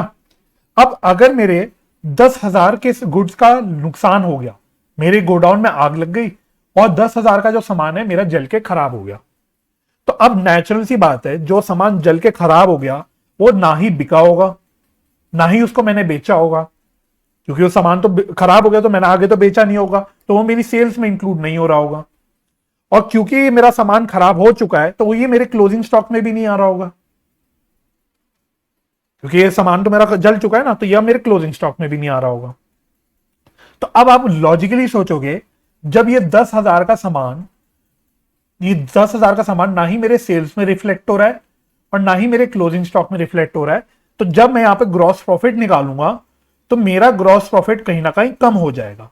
क्या आप इस बात से एग्री करते हो, क्या आप लोग ये बात से एग्री करते हो कि अगर ये 10,000 का, भाई अगर ये 10,000 का सामान जला नहीं होता, तो या तो इसको मैंने बेच दिया होता तो मेरी सेल्स बढ़ी हुई आ रही होती, और अगर मैंने इसे बेचा नहीं भी होता तो इसकी जो कॉस्ट है, इस 10,000 रुपए की जो कॉस्ट है, मेरी ट्रेडिंग अकाउंट में तो आ रही हो, सॉरी मेरे क्लोजिंग स्टॉक में तो आ रही होती, दोनों में से एक जगह तो आ रही होती। क्या आप इस बात से एग्री करते हो। तो लेकिन क्योंकि ये सामान जल गया, तो ना ही ये सेल्स में आ रहा है ना ही ये क्लोजिंग स्टॉक में आ रहा है, तो इससे हो क्या रहा है, मेरा जो ग्रॉस प्रॉफिट है वो कहीं ना कहीं कम हो जा रहा है। अब हम ट्रेडिंग अकाउंट क्यों बनाते हैं, हम बेसिकली देखने के लिए बनाते हैं कि भाई हमारे ट्रेडिंग ऑपरेशंस कैसे चल रहे हैं, है ना। ग्रॉस प्रॉफिट जितना ज्यादा है, ग्रॉस प्रॉफिट जितना ज्यादा है उतने मैं कह सकता हूं कि मेरे ट्रेडिंग ऑपरेशंस अच्छे चल रहे हैं। लेकिन ग्रॉस प्रॉफिट कम है तो मेरी ट्रेडिंग ऑपरेशंस कहीं ना कहीं इसका मतलब अच्छे नहीं है, राइट। तो अगर पढ़ने वाला इसको देखेगा तो उसको क्या लगेगा कि भाई लास्ट ईयर से मेरा ग्रॉस प्रॉफिट तो कम हो गया, लास्ट ईयर से मेरा ग्रॉस प्रॉफिट बहुत कम हो गया, कहीं ना कहीं मेरे अगर मैं जीपी रेशियो निकालूंगा तो मेरा जीपी रेशियो भी कम हो गया, है ना। रीडर्स ऑफ फाइनेंशियल स्टेटमेंट्स क्या करते हैं, वो एनालिसिस करते हैं। आपने रेशियो एनालिसिस पढ़ रखा है, हम कैसे अकाउंटिंग रेशियोस निकाल के उसके एनालिसिस करते हैं। तो पढ़ने वाले को क्या लगेगा कि कहीं ना कहीं हमारी ट्रेडिंग ऑपरेशंस खराब हो गए, हमारा कहीं ना कहीं नुकसान हो रहा है, हमारा जो जीपी रेशियो है वो कम हो गया। लेकिन क्या ये एनालिसिस सही है? क्या ये जो कंक्लूजन निकल रहा है कि मेरे ट्रेडिंग ऑपरेशंस कहीं ना कहीं बेकार हो गए, क्या ये एनालिसिस सही है? नहीं सही है, क्योंकि यार 10,000 रुपए का जो सामान जला, अब वो तो आग लग गई ना, वो मेरे हाथ में थोड़ी था, और उसका ट्रेडिंग ऑपरेशन से कोई लेना देना था क्या? नहीं। अब आग लग गई, कभी कभी हो जाता है एक्सीडेंट, ये अब नॉर्मल इवेंट है, ऐसा तो है नहीं हर साल आग लगती रहेगी। अब ये मेरे हाथ में मेरे हाथ में नहीं था, मेरे लिए आउट ऑफ कंट्रोल था, मेरे कंट्रोल में नहीं था। तो क्या ये एनालिसिस गड़बड़ नहीं हो रही? क्योंकि मेरे जो जीपी कम आ रहे हैं, जो जीपी का रेशियो कम हो रहा है, वो किसकी वजह से हो रहा है? वो सामान जो मेरा जल गया उसकी वजह से हो रहा है। तो कहीं ना कहीं इससे क्या होगा कि मेरा कंक्लूजन गलत हो जाएगा, कंक्लूजन गलत हो जाएगा। कहीं ना कहीं मैं कह सकता हूं ट्रेडिंग अकाउंट मेरा कहीं ना कहीं मिसलीडिंग हो जाएगा। तो हम क्या करते हैं, हम इस 10,000 रुपए को अलग से यहां पे क्रेडिट करके दिखा देते हैं, क्योंकि अगर ये क्लोजिंग स्टॉक में आता तो ये यहां पे आ रहा होता, लेकिन हम इसको क्लोजिंग स्टॉक में ऐड ना करके अलग से इसको 10,000 रुपए को क्रेडिट करके दिखा देते हैं। तो इससे होता क्या है कि मेरी जीपी सही हो जाती है, मेरी जीपी सही हो जाती है। तो मुझे यह पता लग जाता है कि भाई अगर आग नहीं लगी होती तो मेरा जीपी कितना आता, अगर आग नहीं लगी होती तो जीपी कितना आता। तो इससे क्या होता है कि मेरी ट्रेडिंग ऑपरेशंस की जो मैं एनालिसिस कर रहा हूं, कि मैं उसकी एफिशिएंसी निकालना चाह रहा हूं, उसकी एनालिसिस ठीक रहती है। तो ये लॉजिक है ट्रेडिंग अकाउंट में इसको क्रेडिट करने का। तो मैं उम्मीद करता हूं कि आपको समझ आ गया होगा कि हम इसको क्यों इसकी एंट्री कर रहे हैं, क्यों हम लोग इसको ट्रेडिंग अकाउंट में क्रेडिट करके दिखा रहे हैं। हाँ, फिर जब मैं पीएनएल अकाउंट बनाऊंगा तो पीएनएल में तो मेरे सारे लॉसेस आते हैं। तो पीएनएल में भाई मैं बोलूंगा कि भाई देखो नेट में तो 2,000 का नुकसान हुआ ही हुआ है, तो पीएनएल में तो मैं इसको डेबिट करके दिखाऊंगा ही दिखाऊंगा। ठीक है जी, तो ये इसकी कहानी है पूरी। तो ये बस एक लॉजिक आपको पता होना चाहिए, तो आप लोग लिख लेना। अच्छा, अब यहां पे भी सेम बात, अगर लॉस बाय फायर स्टॉक का जो हुआ है ये ट्रायल बैलेंस में दिख रहा हो, तो हमको क्या करना है? तो हमको क्या करना है?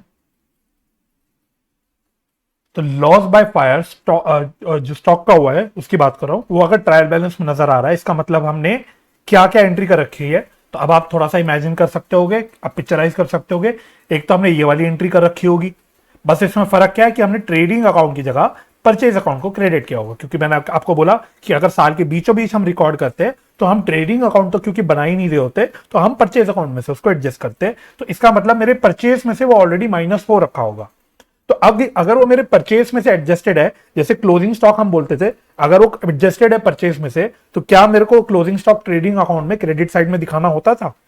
नहीं होता था। तो हम यही बोलते थे ना, क्लोजिंग स्टॉक अगर ट्रायल बैलेंस में आ रहा है तो ट्रेडिंग अकाउंट में क्रेडिट साइड मत दिखाओ, क्योंकि वो परचेज में से ऑलरेडी एडजस्टेड है। तो सेम वे में यहां पे मैं बोल रहा हूं, अगर लॉस बाय फायर मेरे ट्रायल बैलेंस में आ रहा है तो वो परचेज में से एडजस्टेड है, तो मुझे ट्रेडिंग अकाउंट में अलग से क्रेडिट साइड पे दिखाने की आवश्यकता नहीं है, राइट।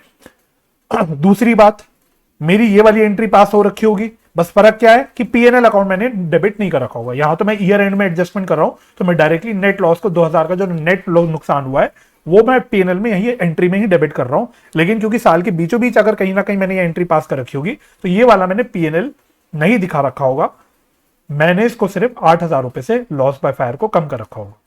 तो इसका मतलब मेरे ट्रायल बैलेंस में वही बात है, लॉस बाय फायर 2,000 रुपए का नजर आ रहा होगा, बिल्कुल जैसे मैंने आपको पिछले वाले लॉस ऑफ एसेट के केस में बताया था, वही बात है यहाँ पे, राइट। तो अब आपको इनकरेक्ट करना क्या है इस केस में, आप डेबिट करोगे इन पीएनएल जो लॉस आ रहा होगा, लॉस अपीयरिंग इन ट्रायल बैलेंस।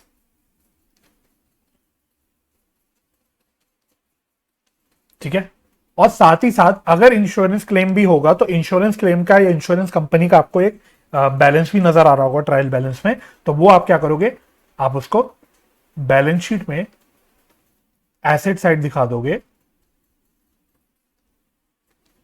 Insurance company.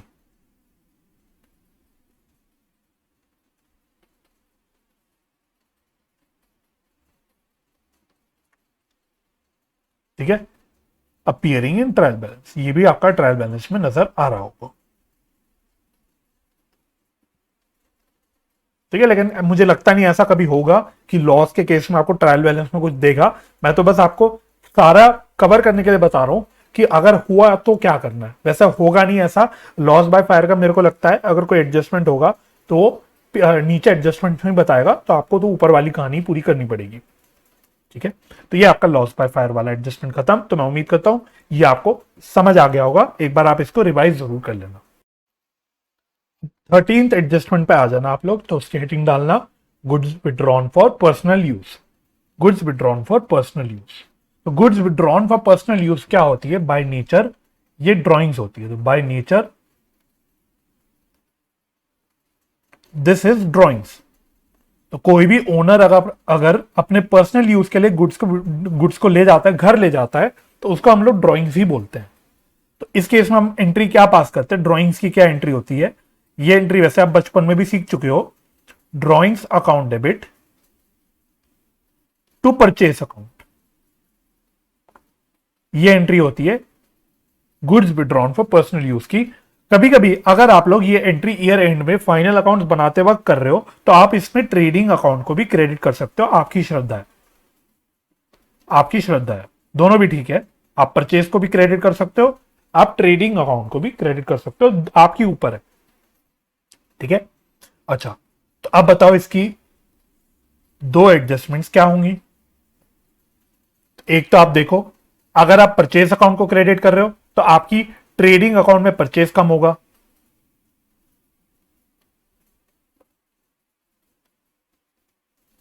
तो अगर आपने परचेज अकाउंट को क्रेडिट किया है तो आपको इसको डिडक्ट करना पड़ेगा, डिडक्ट फ्रॉम परचेज। दोबारा लिख लेता हूं इसको, deduct from purchase.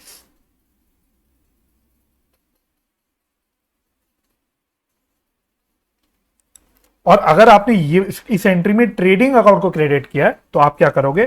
Credit side in trading को अलग से दिखा दोगे।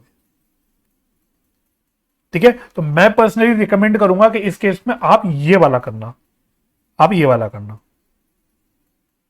ठीक है, बेटर लगता है क्योंकि एक स्टैंडर्ड वे है इसमें दिखाने का, तो ये एक बेटर वे में लगता है। लेकिन हालांकि दोनों में से कुछ भी करोगे आंसर आपका सेम आएगा, ग्रॉस प्रॉफिट का आंसर आपका सेम आएगा। भाई आप या तो परचेज में से कम करके दिखा दो या उसको अलग से क्रेडिट साइड में दिखा दो, अल्टीमेटली और आंसर विल बी सेम, तो कोई दिक्कत नहीं है। ठीक है जी, अच्छा, दूसरी तरफ क्या आपको और कुछ नहीं करना? क्या नहीं करना है सर? अब आप देखो, ड्राइंग्स को आप डेबिट कर रहे हो, ड्राइंग्स को डेबिट कर रहे हो, तो इसको आप क्या करोगे? आप इसको रिड्यूस कर दोगे, या रिड्यूस नहीं करता, मैं लिख देता हूं deduct from capital, deduct from capital as drawings. ठीक है, तो ड्राइंग्स को हम लोग कैपिटल में से माइनस करते हैं ना, तो बस वही आपको करना है। तो ये आपके दो इफेक्ट्स हो गए आपके फाइनल अकाउंट्स। ठीक है, यहां मैं और लिख देता हूं, दोनों नहीं करना, और लिख दो कि कहीं कल को आपको याद आए, पढ़ के लगे कि आपको दोनों भी करना है, तो नहीं, आपको दोनों में से एक करना है।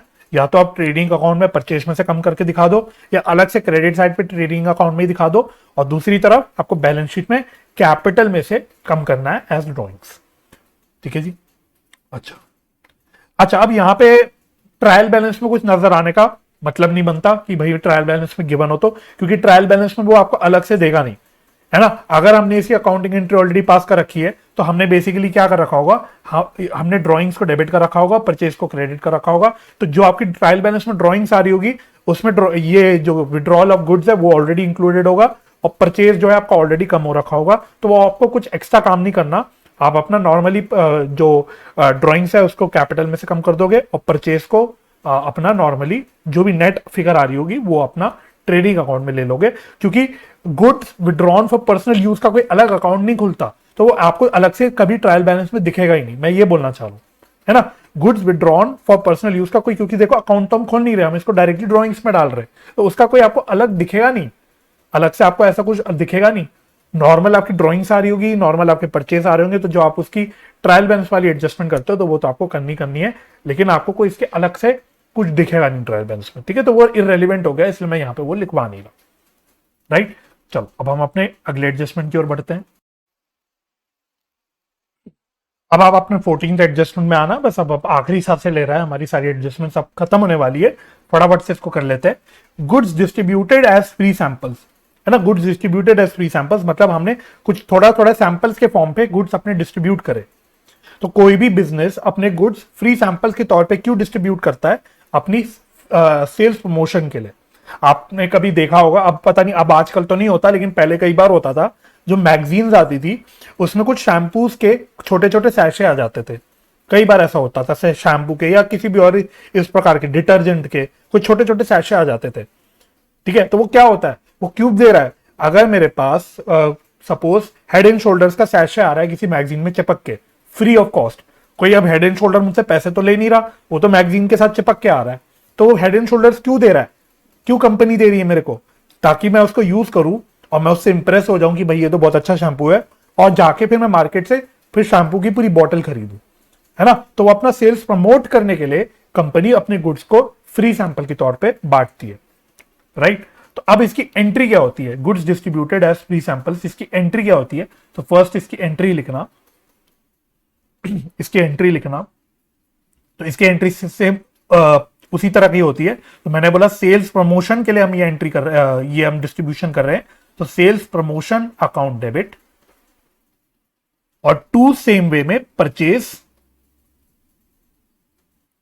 या फिर ट्रेडिंग अकाउंट। आपकी श्रद्धा है, कुछ भी कर लो आपकी श्रद्धा है, ठीक है। तो ट्रेडिंग अकाउंट में क्रेडिट हम तभी करेंगे जब ईयर एंड में हम लोग फाइनल अकाउंट्स बना रहे होंगे। अगर साल के बीचों बीच हम एंट्री करेंगे तो परचेज अकाउंट को क्रेडिट करेंगे, ठीक है। तो आपकी श्रद्धा, आप कैसे भी करना आप कर लो। तो अब इसकी एडजस्टमेंट क्या होगी? एडजस्टमेंट लिख लेता हूं पहले।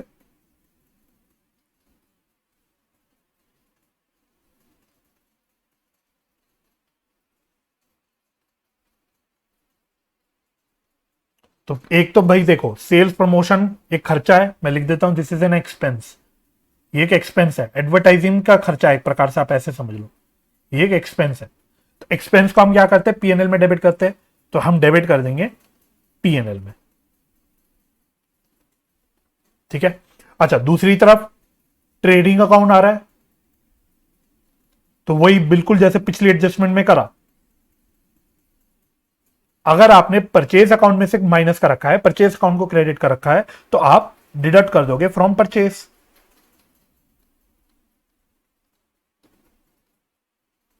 या फिर आपने अगर मनी मन ट्रेडिंग अकाउंट को क्रेडिट कर रखा है, तो आप क्या कर दोगे? आप इसको अलग से दिखा दोगे क्रेडिट साइड पे,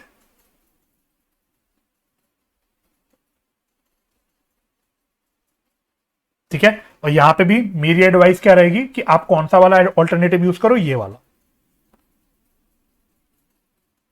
ठीक है। हालांकि आप दोनों में से कुछ भी करोगे, आपका आंसर ग्रॉस प्रॉफिट का सेम ही आएगा, अल्टीमेट आंसर में कोई भी फर्क नहीं आएगा, बिल्कुल सेम आएगा, लेकिन आप ये वाला करना, परचेस में से माइनस करके दिखाना।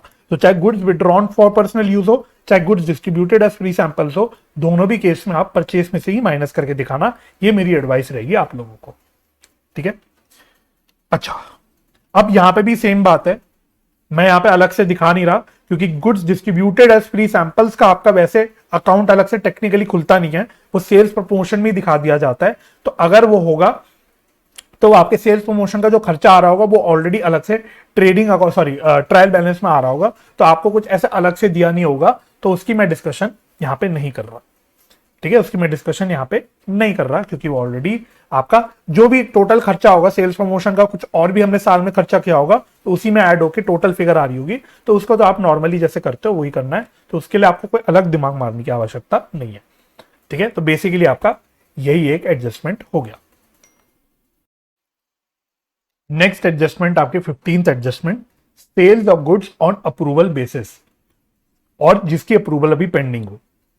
देखो अब ये डिस्कस करना तो मेरे ख्याल से बेकार है, क्योंकि इसके ऊपर आप पूरा एक सेपरेट चैप्टर कर चुके हो।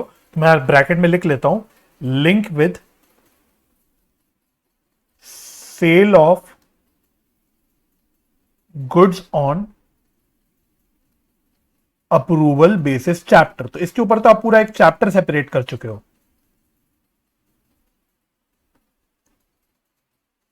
ठीक है। तो फिर भी हम रिकॉल चलो कर देते हैं, हम रिकॉल कर लेते हैं कि हम इसमें क्या क्या एंट्रीज पास करते थे। तो अगर कोई गुड्स हमने साल में भेजे होते थे कस्टमर्स को ऑन अप्रूवल बेसिस, और क्लोजिंग डेट पे अप्रूवल अभी मिली नहीं होती थी, और टाइम अभी भी होता था कस्टमर के पास, गुड्स कस्टमर के पास होते थे, और कस्टमर के पास अभी भी ऑप्शन होता था कि वो गुड्स अप्रूव भी कर सकता है, रिटर्न भी कर सकता है। तो हम साल के अंत में कुछ एडजस्टमेंट एंट्रीज पास करते थे when goods are sent on casually वाला जो केस होता था, याद करो। तो वही आपको यहां पे अप्लाई करना है, वही आपको अप्लाई करना है। तो क्या क्या एंट्रीज करते थे हम? एक तो हम लोग सेल्स को रिवर्स करते थे, sales account debit to debtor account या ट्रेड रिसीवेबल अकाउंट, ठीक है। एक तो हम ये काम करते थे, ठीक है, ट्रेड रिसीवेबल या डेटर्स भी बोल सकते हो, जो भी बोलना चाहो। और दूसरा हम क्या काम करते थे? हम इन्वेंट्री विद कस्टमर रिकॉर्ड करते थे, inventory with customer account debit to trading account,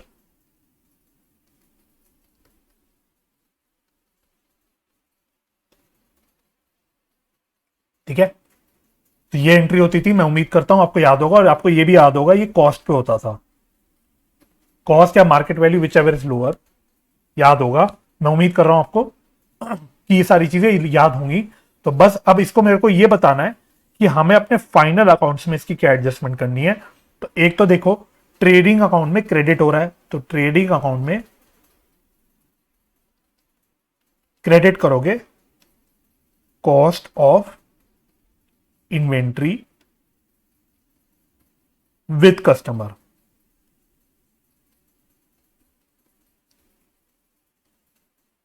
entry number 2 का एडजस्टमेंट कर रहा हूं,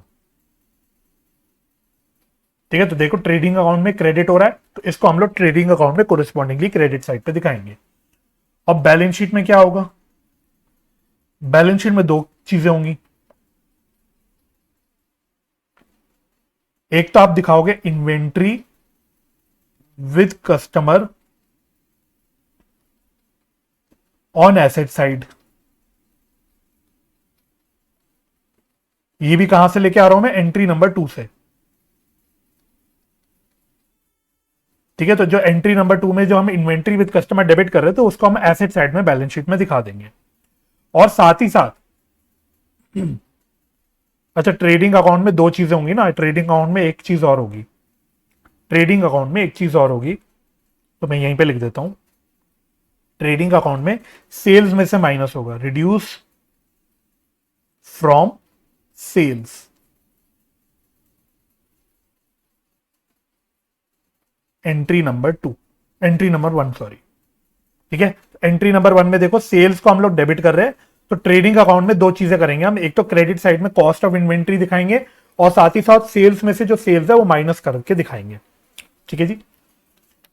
और अब मैं वापस बैलेंस शीट में आता हूं, तो एक तो हम इन्वेंट्री विद कस्टमर दिखाएंगे एसेट साइड पे, और साथ ही साथ डिडक्शन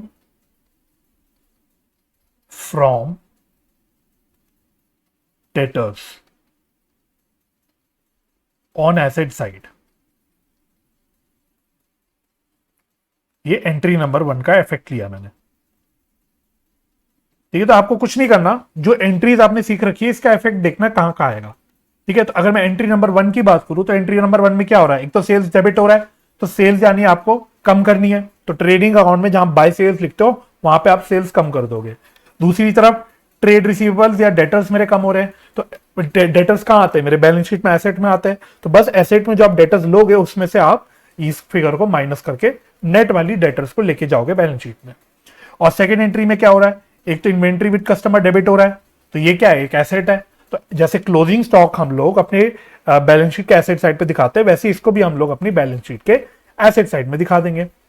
और जैसे क्लोजिंग स्टॉक क्रेडिट साइड पे आ जाता है हमारे ट्रेडिंग अकाउंट में, तो वैसे ये भी आपका ट्रेडिंग अकाउंट में क्रेडिट साइड पे आ जाएगा। और बस इतनी आपकी एडजस्टमेंट होगी। और एक आपका वही है, दूसरी बात लिख लो, स्टार डाल के लिख लो, it will not be given in trial balance. तो ये जो भी एडजस्टमेंट होगी ये आपको खुद बे खुद ही करनी होगी, क्योंकि लॉजिकली भी सोचो, ये जो एडजस्टमेंट मैं कर रहा हूं, ये जो मैंने ऊपर एडजस्टमेंट एंट्रीज पास करी, ये तो हम फाइनल अकाउंट बनाते वक्त क्लोजिंग के टाइम पे करते हैं ना। तो ट्रायल बैलेंस में कुछ होने का सवाल ही नहीं उठता। तो ट्रायल बैलेंस में आपका कुछ भी गिवन नहीं होगा, ये आपका एडजस्टमेंट फॉर्म में ही गिवन होगा, जो कि आपको ये काम करना पड़ेगा। ठीक है, तो ये हो गई आपकी 15th एडजस्टमेंट। अब इसके बाद मैं अपना लास्ट एडजस्टमेंट छोटा सा कवर कर लेता हूं। अब आप अपनी 16th एडजस्टमेंट में आ जाना, मैनेजर कमीशन। मैनेजर कमीशन, ठीक है। तो पहले लिखना, मैनेजर कमीशन में आपको कैलकुलेशन आनी चाहिए। तो मैनेजर कमीशन कैलकुलेशन करने के दो केसेस होते हैं। या तो क्वेश्चन बोले ये कैलकुलेट करना है on net profit before charging such commission,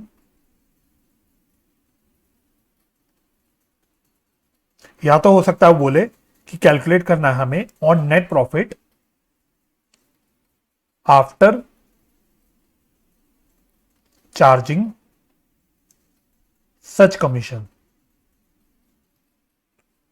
तो अगर बिफोर चार्जिंग सच कमीशन है तो हम कैसे कैलकुलेट करते हैं, बहुत सिंपल है, नेट प्रॉफिट इंटू रेट जो गिवन होगा अपॉन 100। और अगर हमें कैलकुलेट करना है और नेट प्रॉफिट आफ्टर चार्जिंग सच कमीशन, तो हम कैसे कैलकुलेट करते हैं, net profit into rate upon 100 plus rate. ठीक है, तो ये चीज वैसे आप अपनी 11th में भी पढ़ चुके हो और इनफैक्ट 12th में भी पढ़ चुके हो, जहां पे हम पार्टनर्स कमीशन निकालते थे। तो पार्टनर्स कमीशन की कैलकुलेशन में भी सेम काम करते थे, तो बिल्कुल वही चीज है। ठीक है, अच्छा, अब इसकी अकाउंटिंग एंट्री क्या होती है, अकाउंटिंग एंट्री लिख लेना इसकी। तो managers commission account debit to outstanding commission. तो पहली एंट्री होती है, तो एक तरफ हम लोग खर्चे को रिकॉर्ड कर देते हैं। तो मैनेजर कमीशन क्या है, खर्चा है, तो ये एक्सपेंस डेबिट कर देते हैं। और क्योंकि अब ये मुझे पे करना है मैनेजर को, तो मेरी एक लाइबिलिटी आ गई, तो इस लाइबिलिटी को भी कोरिस्पॉन्डिंगली रिकॉर्ड कर देते हैं। राइट, तो बताओ अब इसकी दो एडजस्टमेंट्स क्या हो जाएंगी, इसकी दो एडजस्टमेंट्स क्या होंगी। तो एक तो खर्चा है मैनेजर कमीशन, तो आप उसको पीएनएल में डेबिट करोगे और आप लाइबिलिटी साइड पे दिखा दोगे इन बैलेंस शीट। तो बहुत सिंपल है ये तो। अच्छा, अगर if managers commission and commission payable appears in trial balance. ठीक है, तो अगर ये आपके ट्रायल बैलेंस में नजर आ रहा होगा कि मैनेजर कमीशन भी दिख दे रखा है, एक खर्चा, और कमीशन पेएबल या आउटस्टैंडिंग कमीशन जो भी है वो दे रखा है आपके ट्रायल बैलेंस में, तो आप क्या करोगे, तो सेम काम करना है भाई, खर्चे को पीएनएल में डाल दो,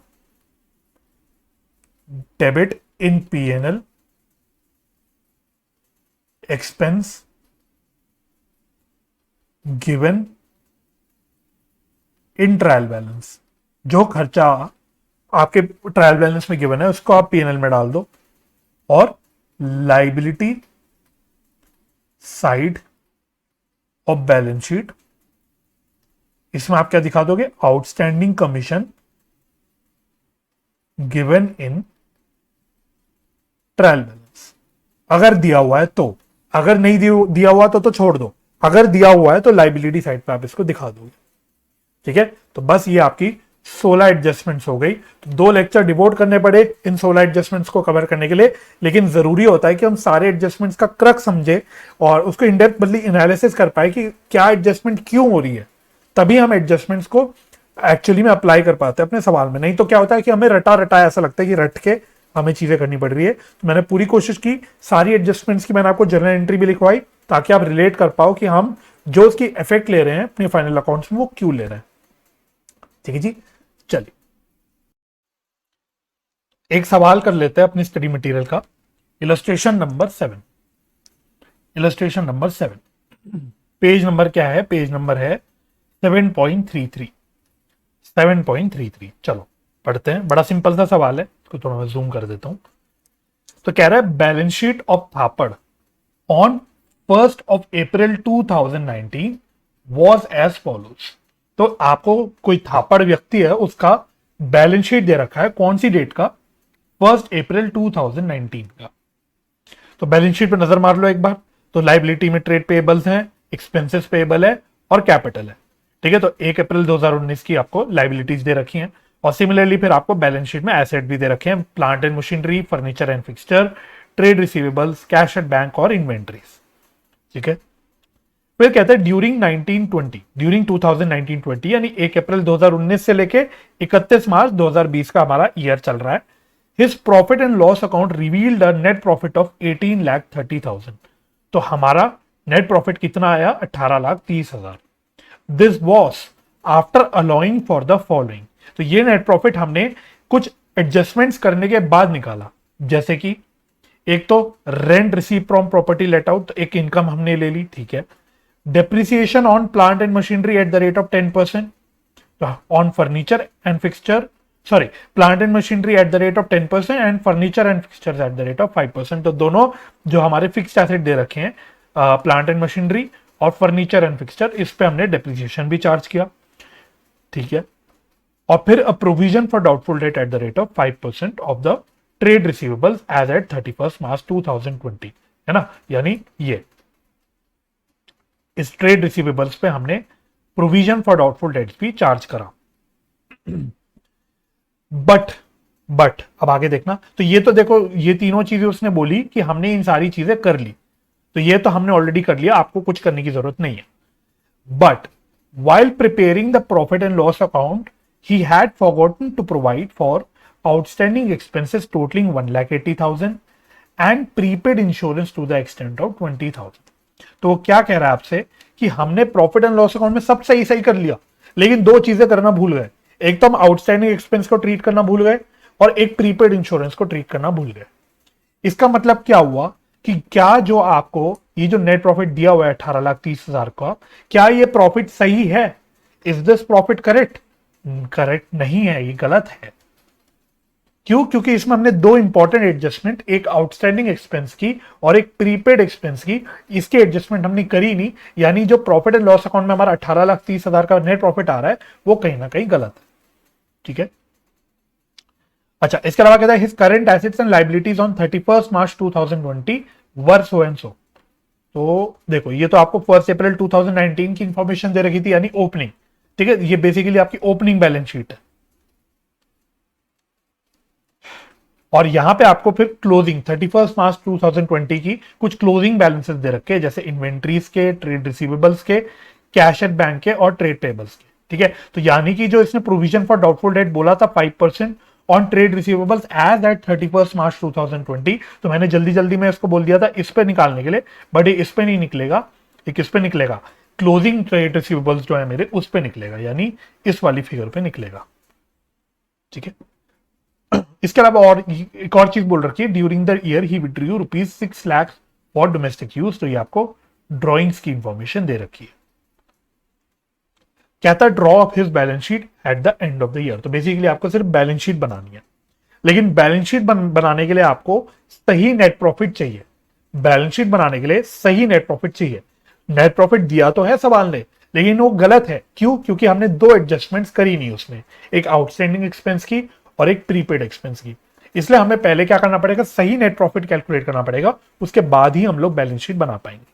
चलो करें क्या साथ साथ ये। तो ये कौन सा इलस्ट्रेशन है, इलस्ट्रेशन नंबर 7। तो लिखो चलो, इलस्ट्रेशन नंबर 7। तो पहले मैं क्या कर रहा हूं, मैं कर रहा हूं calculation of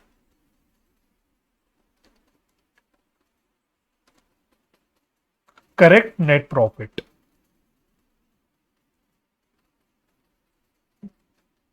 correct net profit of 2019-20।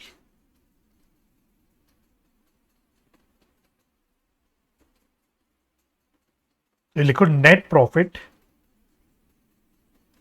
Given, net profit given. तो कितना नेट प्रॉफिट हमें दिया हुआ है, 18,30,000 का।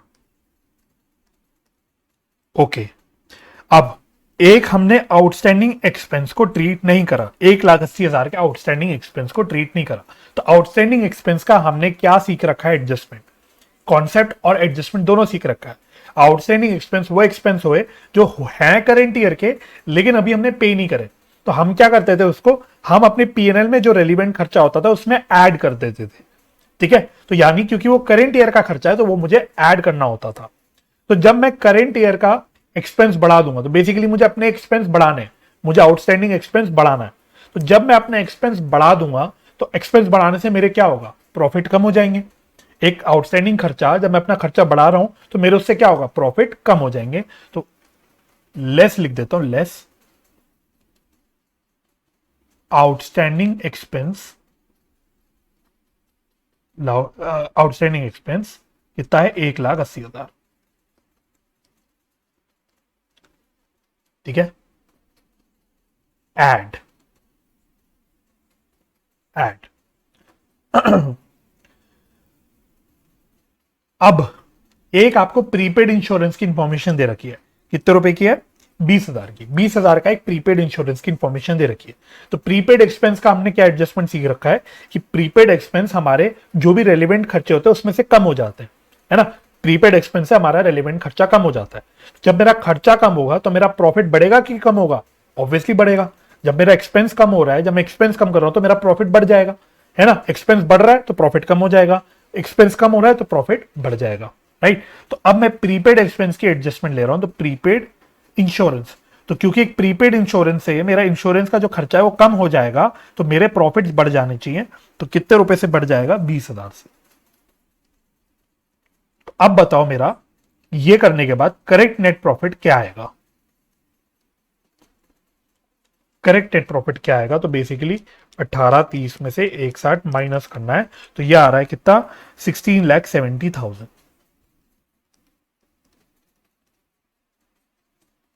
ठीक है, अच्छा आप चाहते तो इसको एक पीएनएल अकाउंट बना के भी कर सकते थे, जैसे स्टडी मटेरियल में कर रखा है। तो वो भी मैं आपको एक बार तरीका दिखा देता हूं, ये भी तरीका ठीक है। अगर आपको स्टेटमेंट फॉर्म में करने में दिक्कत आती है तो आप ऐसे भी कर सकते हो, कोई दिक्कत नहीं है। जो प्रॉफिट दे रखा है वो ले लो, 18,30,000। एक खर्चा है, एक खर्चा हमने आ, लेना चाहिए था जो नहीं लिया, तो इसलिए मैंने खर्चे को डेबिट कर दिया, 1,80,000 को। और एक प्रीपेड एक्सपेंस, मेरा एक्सपेंस कम हो जाना चाहिए था, तो अब क्योंकि टोटल एक्सपेंस की तो इंफॉर्मेशन मुझे दे नहीं रखी, तो मैंने क्या किया कि जो प्रीपेड इंश्योरेंस कम हो जाना चाहिए था वो मैंने क्रेडिट साइड पे लिख दिया उसका इफेक्ट लेने के लिए। तो मेरा बैलेंसिंग फिगर आ गया सही सही वाला नेट प्रॉफिट। ठीक है, तो आप कैसे भी कर सकते हो, दोनों भी तरीके ठीक है। मुझे स्टेटमेंट बनाना ठीक लगा इसमें ज्यादा, क्योंकि खर्चे मैं जब ऐसे लिख रहा था तो मेरे पास टोटल इंश्योरेंस का खर्चा है, टोटल खर्चे की फिगर नहीं थी, तो मैं प्रॉपरली उसको वहां दिखा नहीं पा रहा था। इसलिए मेरे को पर्सनली ये छोटी सी स्टेटमेंट बनानी बेटर लगी, तो मैंने स्टेटमेंट बना दिया। आप कैसे भी कर लेना, ठीक है जी, ओके। अब आपको क्या करना है, अब आपको बैलेंस शीट बनानी है। अब तो बैलेंस शीट बना सकते हैं हम लोग। तो balance sheet as on 31 March 2020, basically closing balance sheet आपको बनानी है। तो मैं पहले फॉर्मेट बना लेता हूं। चलो फॉर्मेट बना लेता हूं एक बार।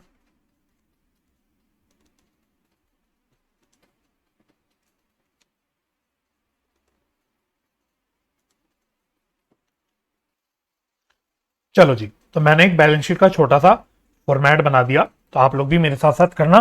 तो सिंपल है, अपना जो आपको ओपनिंग बैलेंस शीट दे रखी है उसमें से चीजें लेते हुए चलना और देखते हुए चलना। अगर जिस चीज की आपको क्लोजिंग बैलेंस दे रखा है तो उसमें आपको वो खाली क्लोजिंग बैलेंस ही लेना है। जैसे कि अगर आप ओपनिंग बैलेंस शीट में जाओगे, लाइबिलिटी से स्टार्ट करते हैं, ठीक है। तो एक काम करते हैं, हम पहले कैपिटल से स्टार्ट करते हैं। Let us start with capital, ठीक है। तो बेस्ट होता है कि हम पहले कैपिटल से स्टार्ट करें। तो कैपिटल देखो, ओपनिंग बैलेंस शीट में आपको कितनी दे रखी है, 50 lakhs। इसमें हम क्या करते हैं, हम लोग नेट प्रॉफिट ऐड करते हैं। तो नेट प्रॉफिट हम सही वाला ऐड करेंगे, तो सही वाला नेट प्रॉफिट कितने का है, 16,70,000, 16,70,000। और साथ ही साथ हम ड्रॉइंग्स माइनस करते हैं।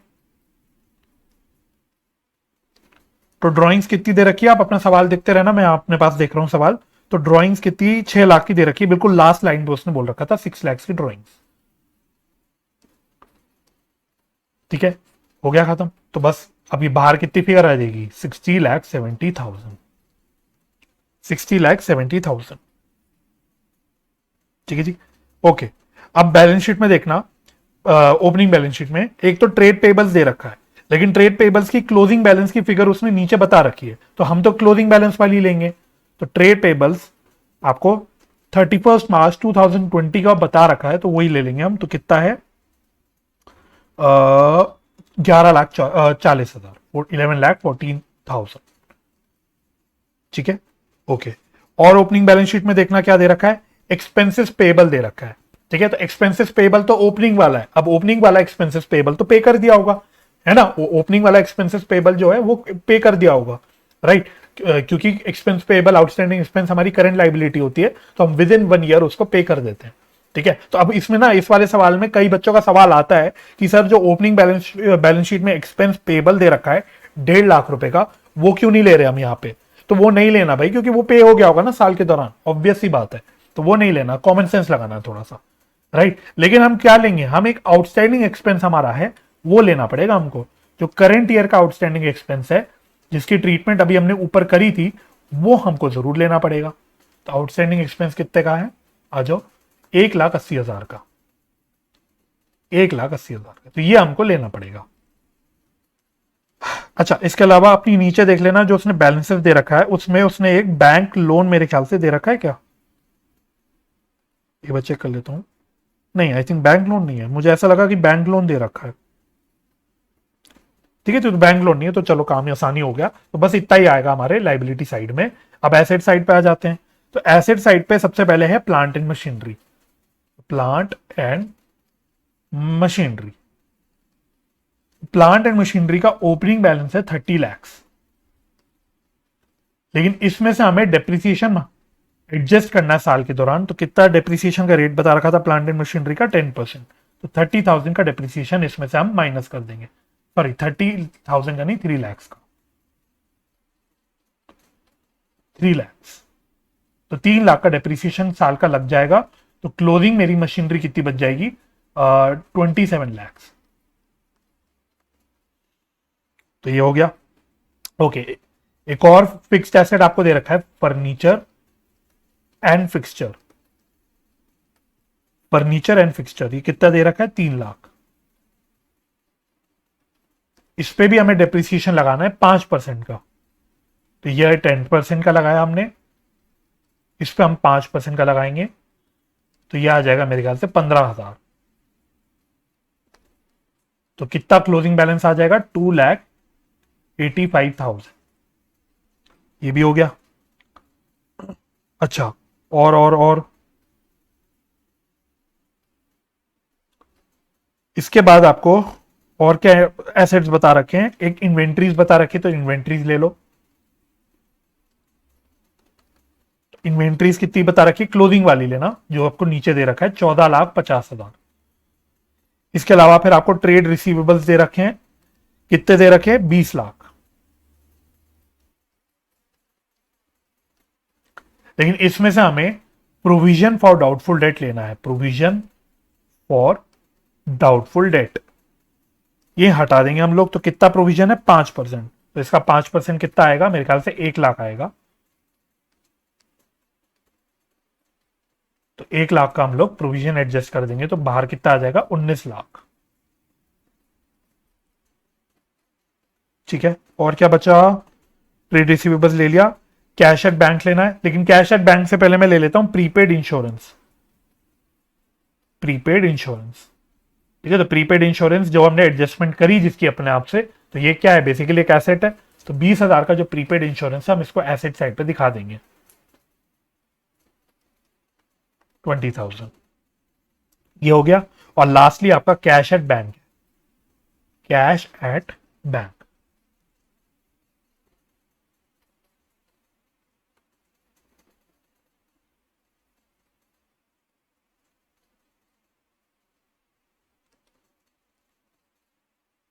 तो कैश एट बैंक कितना दे रखा है आपको, 10,35,000, 10,35,000। ठीक है जी, हो गया, और तो कुछ नहीं बचा, देख लेता हूं। नहीं, आई थिंक सब कुछ हमने ले लिया। अब हम लोग इसको टोटल करके देख लेते हैं क्या टोटल सही आ रहा है। तो मैं पहले इसको एक्सटेंड कर दूं,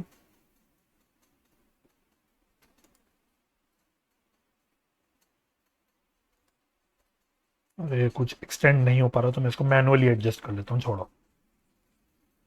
चलो,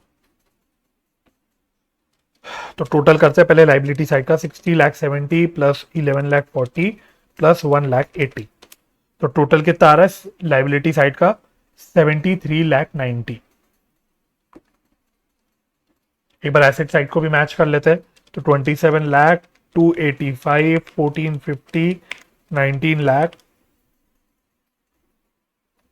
20,000 और 10,35,000। तो यस, बढ़िया हो गया, एसेट साइड का भी टोटल आ गया 73,90,000, 73,90,000। ठीक है जी, तो बस यही करना था इस सवाल में, तो बाकी तो बहुत सिंपल था। तो बस अब इस लेक्चर को हम यहीं समाप्त करते हैं। तो मैं क्लोज करने से पहले आपको कुछ क्वेश्चन खुद से करने के लिए दे देता हूं, तो आप लोग होमवर्क लिख लेना। तो पहले तो ये सवाल आप लोग कर लेना मेरे साथ साथ, आपने कर लिया होगा, मैं उम्मीद करता हूं समझ आ गया होगा, और बहुत सिंपल सवाल था वैसे, ये फॉर्मेलिटी के लिए मैंने करा दिया। तो होमवर्क में आपको मैं 2 सवाल दे रहा हूं, 2 इलस्ट्रेशंस दे रहा हूं। एक तो है आपका इलस्ट्रेशन 9 और 10, बस ये कर लेना, और बाकी 16 की 16 एडजस्टमेंट्स एक बार अच्छे से रिवाइज कर लेना। ठीक है, 16 की 16 एडजस्टमेंट्स आप एक बार रिवाइज कर लेना, और बाकी ये 2 सवाल कर लेना। और अब मोस्टली बस अब क्वेश्चंस ही बच रहे हैं, एक छोटा सा कॉन्सेप्ट और बच रहा है, और इसके अलावा बस आपके क्वेश्चंस बच रहे हैं, जो कि हम लोग अगले लेक्चर में कर लेंगे। मतलब 2 लेक्चर तो कम से कम लगाने पड़ेंगे, क्योंकि बड़े सवाल भी हम लोग करेंगे। तो 2 लेक्चर्स मान लो आप, फ्राइडे के लेक्चर तक हम लोग इसको समाप्त कर लेंगे, राइट। तो मैं उम्मीद करता हूं ये लेक्चर आपको हेल्पफुल लगा होगा। तो अगर आपको ये लेक्चर हेल्पफुल लगा है तो इसको लाइक और शेयर जरूर कीजिएगा, और अगर आपको मेरी वीडियोस हेल्पफुल लगती हैं तो चैनल भी सब्सक्राइब कर दीजिएगा। फ्यूचर वीडियोस की नोटिफिकेशन के लिए बेल आइकन भी प्रेस कर दीजिएगा। तो मुझे अपना समय देने के लिए बहुत बहुत धन्यवाद। अपना ख्याल रखिए, परिवार का ख्याल रखिए, हंसी खुशी रहिए, एक दूसरे की मदद करते रहिए, और पॉजिटिव माइंडसेट से पढ़ाई करते रहिए। हम मिलेंगे नेक्स्ट लेक्चर में, जिसमें हम अपने कुछ क्वेश्चंस की प्रैक्टिस करेंगे। तब तक के लिए bye bye and take care.